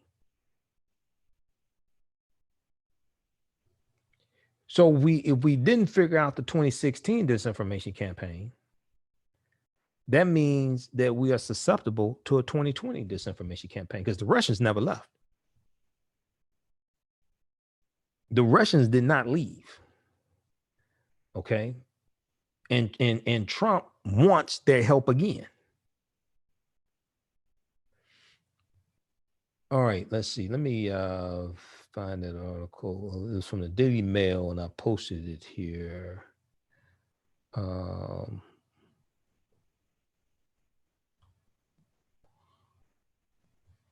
Okay, I think this is it here. What is this? Back on claims DA Johnson blocked arrest. Okay. Okay, that's one from New Brunswick Times. I'll pull up this article. I want to go to this clip here. Let's see. I think we're at the right point.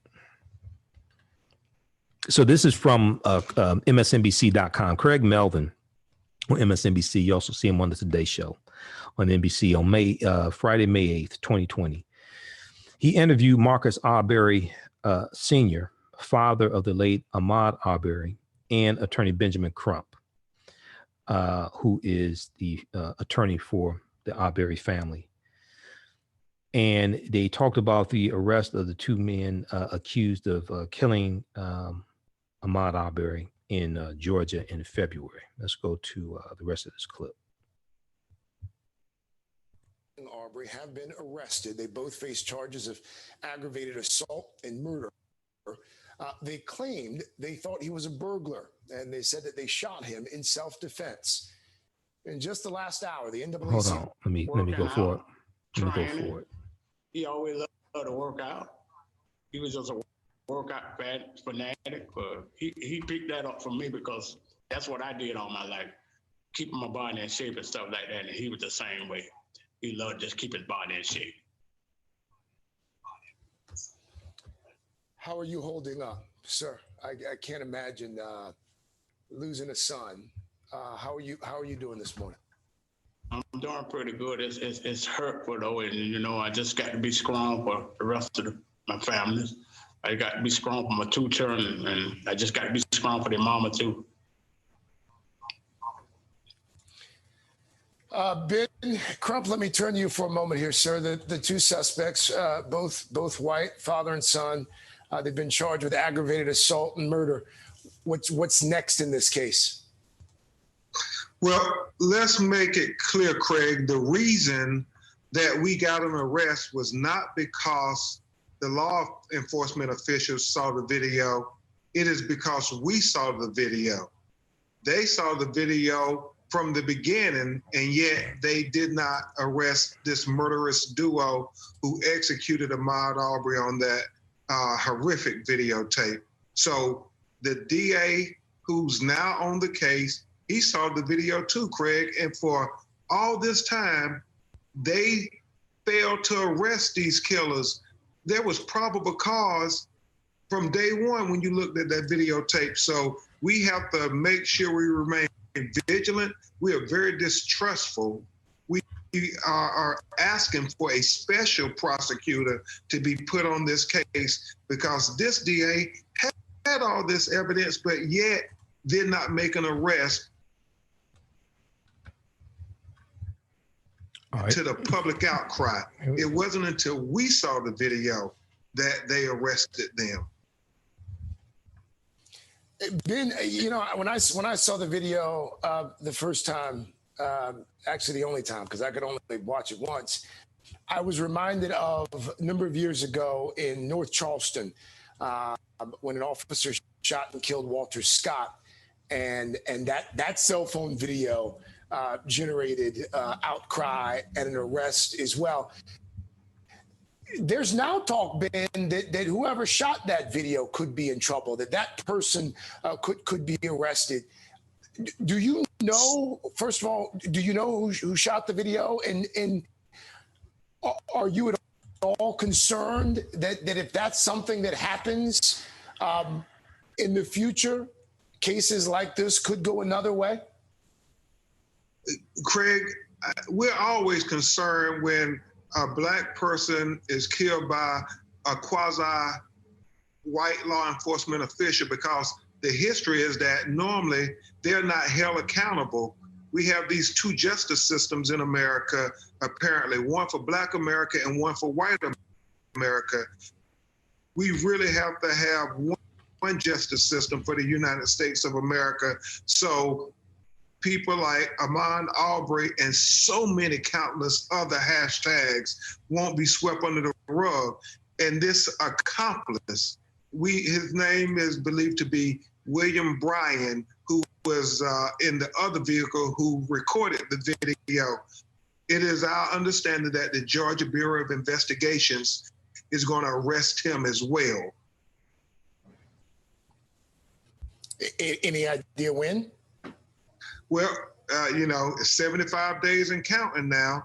Has been 10 weeks. And we believe, Craig, if the roles were reversed, as Marcus Arbery have said on many occasions, if it was he and Ahmaud who was in that pickup truck with a shotgun and a .357 Magnum, and they chased Greg McMichael's unarmed young white son while he was jogging and killed him, they know they would have been arrested on day one. And they probably would still be in jail now with no bond. And so what we expect is whatever you would have done had the roles been reversed is what we expect you to do in the name of justice for Ahmaud Arbery.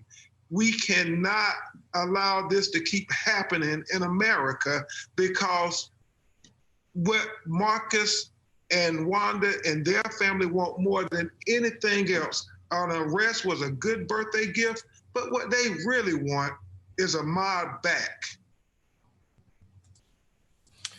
Marcus, this case has gotten a lot of attention, and it's caught the attention of former Vice President and apparent Democratic nominee Joe Biden. He says that your family deserves justice. There have been a number of high-profile folks who've come out and said the same thing. Marcus, what does justice look like for you and your family? Looking, it should have been going good like it's going now from the jump. You know, those guys, when they done lynching like that, they should have been arrested on the spot. They shouldn't even let them go home and rest in them beds like that for 72 days. They ain't supposed to never have been free like that long. So justice should have been served. If our law enforcement quit failing African America and go by the law, because ain't no man above the law, we'd have been, this never would have went this far. They'd have been in jail. Marcus Arbery, again, sir, so very sorry for your loss. Thank you for your time this morning. And Ben Crump, thank you as well. Thank you for your time as well, sir. Okay. All right. So that was from May 8th, 2020, MSNBC. Craig Melvin interviewed the father of Marcus Arbery, as well as attorney Benjamin Crump. I want to go to this next clip here. This is, let me see, is this the right one? Where is, hold on. The other clip I wanted to go to was attorney Esley Merritt. Attorney Esley Merritt, I think he was interviewed by Joanne Reed on MSNBC AM Joy. And let's see, I'll get that clip up as well. But he called it a modern day lynching. Okay. And he's correct. Cause, investigation, arrest, shooting.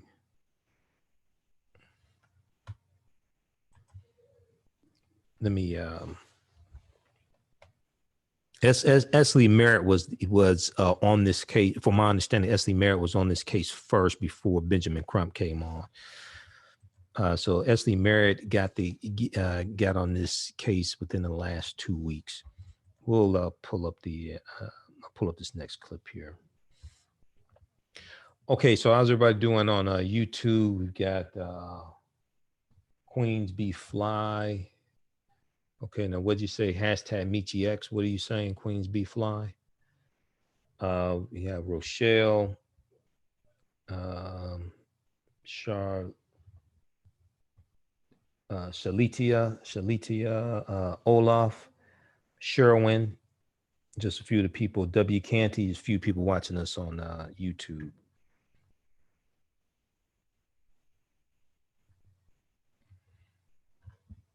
All right. So if we go back to the New York Times article, the details of Mr. Arbery's killing and the fact that no one had been arrested in the months since it happened led to a wave of outrage nationwide, from figures as diverse as former President Joe Biden to the basketball star LeBron James and Russell Moore, a prominent leader of the Southern Baptist Convention. Public pressure for an arrest intensified on this past Tuesday, with the release of the video that showed Ahmaud Arbery running toward a truck, engaging in a struggle with the man holding a shotgun, and then falling to the ground. The Georgia Bureau of Investigation, in a news release, stated that it was Travis McMichael who shot and killed Ahmaud on February 23rd, 2020.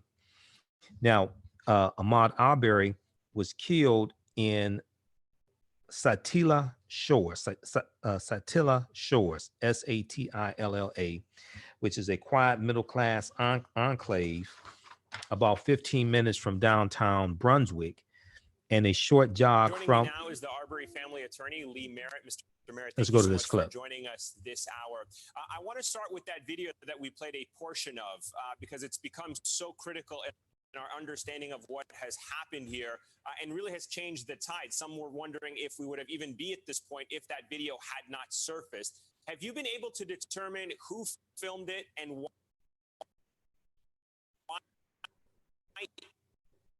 it just all right, just a minute. Now?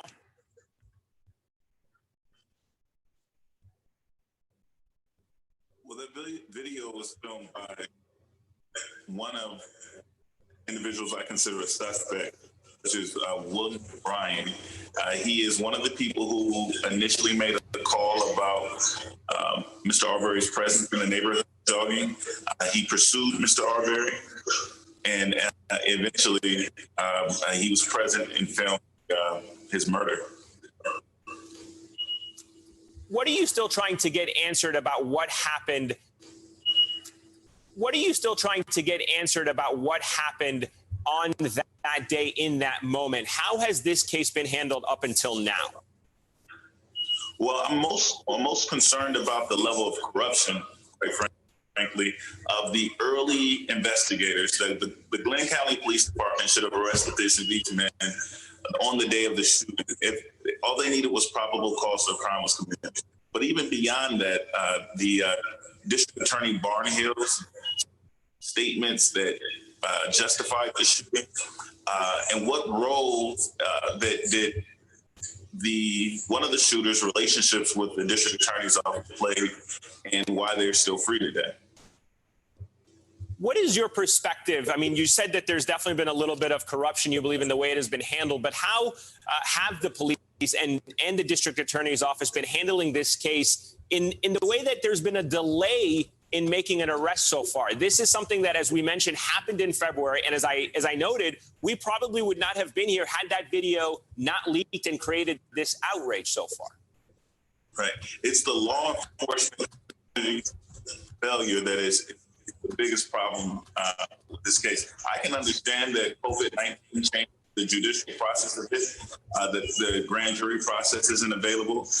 But the District Attorney Office has the opportunity to directly indict these men.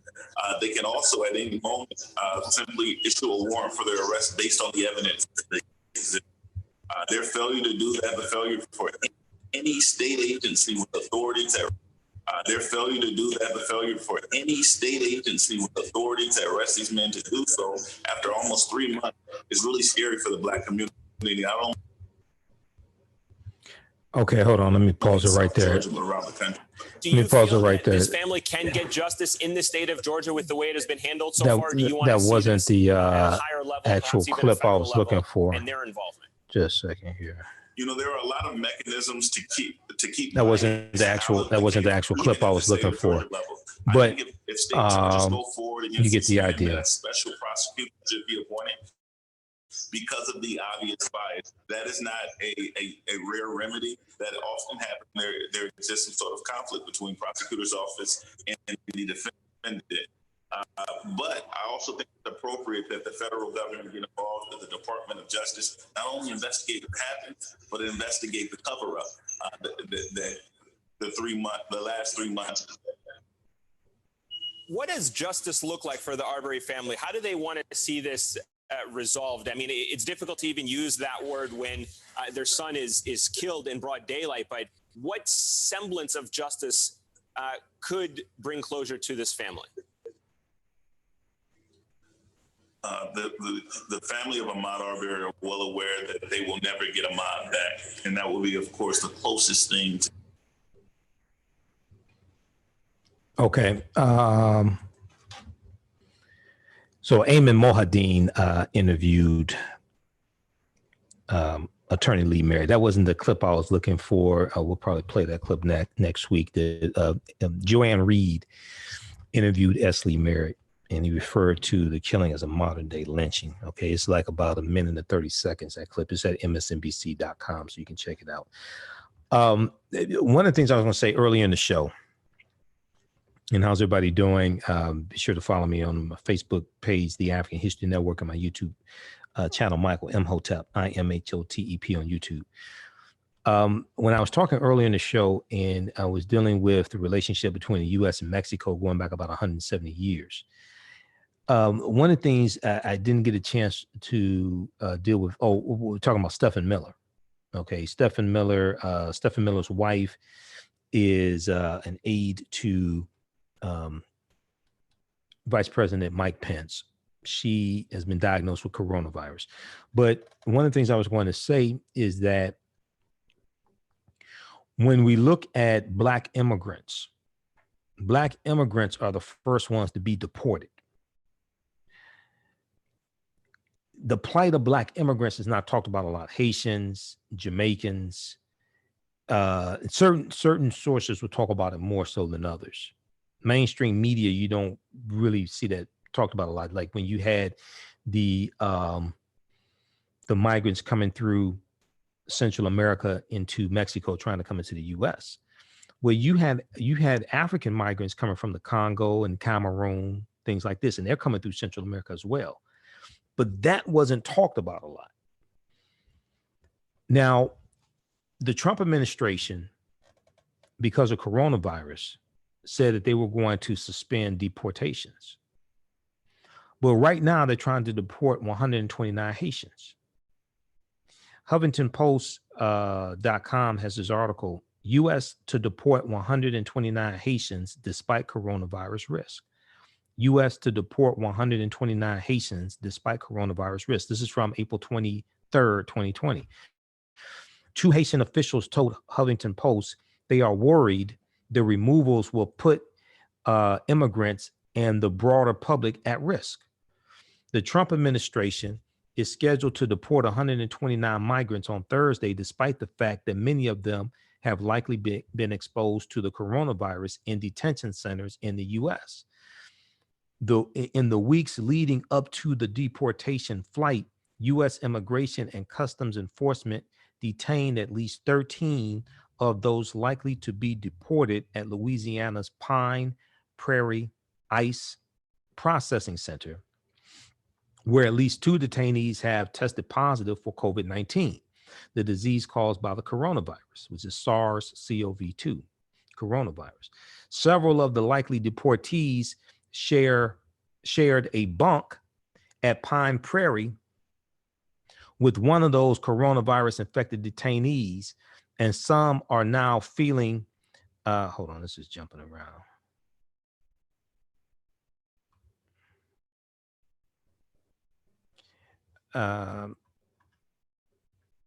Just a second.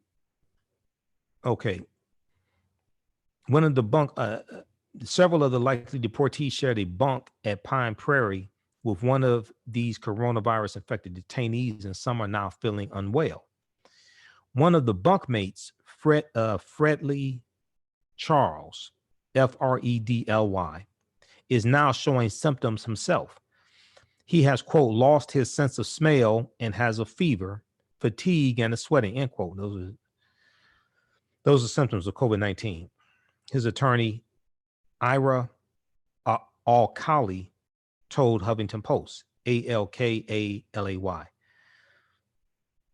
Fredley Charles was told he might be deported this week, and he's been given no indication that his symptoms have changed the plan, his attorney said, who explained that migrants deported by ICE often don't receive confirmation until the last minute about when exactly they will be deported. Now, children may also be present on Thursday's deportation flight, according to Nicole Phillips of Haitian Bridge Alliance, who told Huffington Post that she has received information that 49 minors will be on the flight. Now, ICE did not respond to a request for comment on the planned removals. Donald Trump has responded to the coronavirus pandemic by clamping down even further on immigration, including shutting down the border to asylum seekers and barring certain legal immigrants. His administration has also continued to carry out deportations, even though experts have warned that it increases the risk of spreading the virus, both among the people being deported and the people they interact with in their native countries. The removal flight to Haiti is a prime example. In its effort to expel immigrants from the U.S., the nation is endangering public health elsewhere. Now, a Haitian civil servant who works with deportees told the Huffington Post, quote, the U.S. should not be doing this, end quote. By taking people from different detention centers and putting them together on a plane, particularly without testing them, quote, you put everybody at risk, including little children, end quote, said the official, who spoke on the condition of anonymity because he fears for his job if he speaks out publicly. Now, Haiti is already struggling to respond to a growing number of coronavirus cases, including 3 Haitian deportees from the U.S. who tested positive for the virus after taking tests administered by the Haitian Ministry of Public Health. The deportees were on the same flight from the United States to Haiti as several children, including a 3-year-old girl, according to the Haitian civil servant. Further U.S. deportations could worsen the COVID-19 outbreak in Haiti, given that U.S. immigration authorities do not systematically test migrant detainees for the virus prior to deporting them. Let me repeat this. Further U.S. deportations could worsen the COVID-19 outbreak in Haiti, given that U.S. immigration authorities do not systematically test migrant detainees for the virus prior to deporting them. Public health experts warned that this outbreak could be particularly deadly due to the weaknesses of Haiti's health and sanitation infrastructure and many Haitians' lack of access to basic necessities. A Haitian official is involved in the country's pandemic response. A Haitian official who is involved in the country's pandemic response said it would be dangerous to have more deportations, quote, at a time when the domestic rate is rising and may increase exponentially, end quote. So now we're at 1.2 million cases in the US, almost 80,000, about 80,000 deaths. Since April 7th, April 7th, 2020, when ICE deported 61 Haitians, including the 3 who tested positive for COVID-19, the number of confirmed coronavirus cases in Haiti has climbed from 24 to 47, according to data from the Haitian Ministry of Public Health, which also reported that the disease has caused 3 deaths so far. Okay, read the rest of this article from Huffington Post.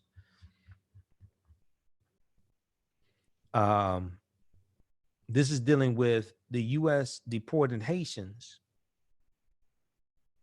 during this coronavirus pandemic. U.S. to deport 129 Haitians despite coronavirus risk. Now, Roland Martin interviewed Representative Frederica, I forgot her last name, I think she's from Florida. She's part of the Congressional Black Caucus, because he interviewed her about this. This was in the last couple of weeks.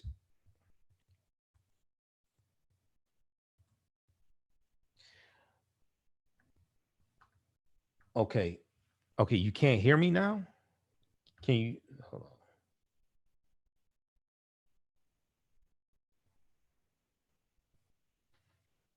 on. Okay, can y'all hear me on YouTube? Should be able to hear me on YouTube.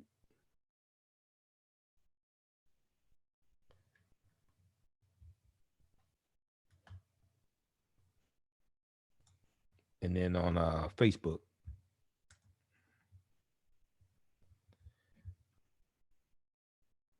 Okay, let's continue here. So there was a article I was looking at from, I posted this article from, was this dailymail.co.uk, Daily Mail. And this dealt with the attorney who released the,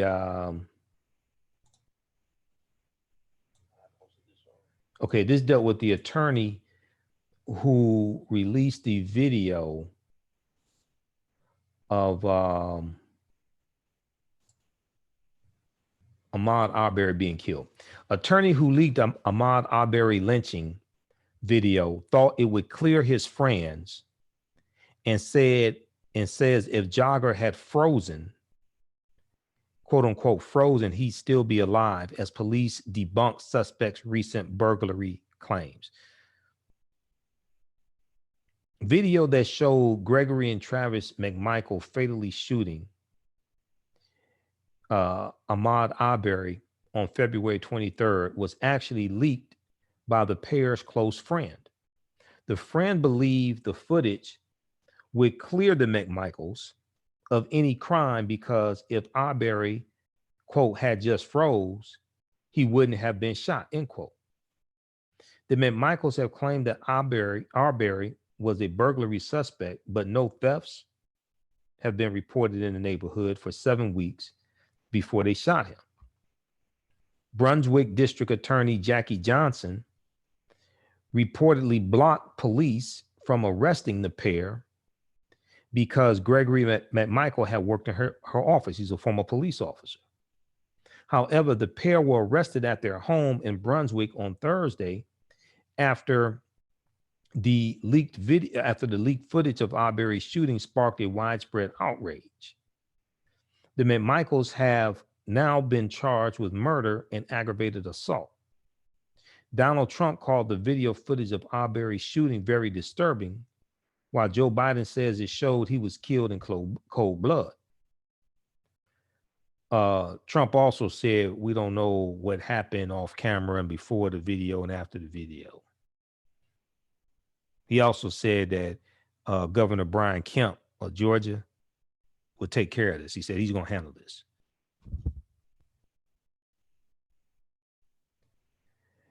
Attorney S. Lee Merritt, an attorney for Arbery's family, stated, quote, "These men were vigilantes. They were performing a lynching in the middle of the day," end quote. Hundreds of people gathered to protest Arbery's murder on Friday on what would have been his 26th birthday.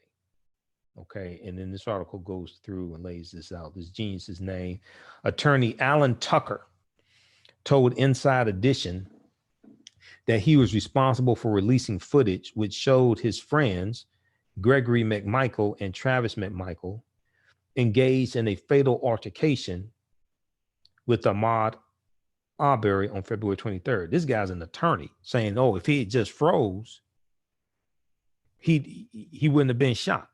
What kind of attorney is this? Which cases has this guy handled?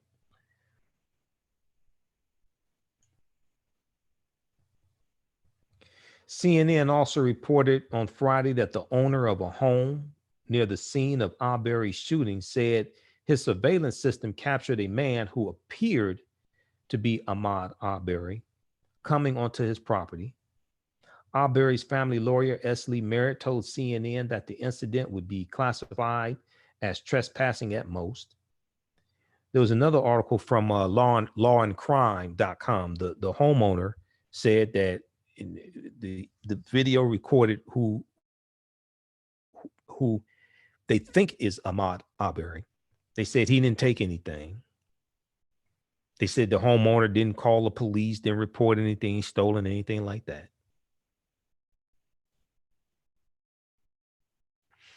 Attorney S. Lee Merritt was also forced to fend off reports that revealed Arbery was indicted for allegedly bringing a gun to a high school basketball game in 2013, and that he was arrested on shoplifting charges in 2018. Now, there was one report, because I've read it, I've posted a number of articles about this, and we'll talk about this some more next week on my Sunday night show. There was one article that dealt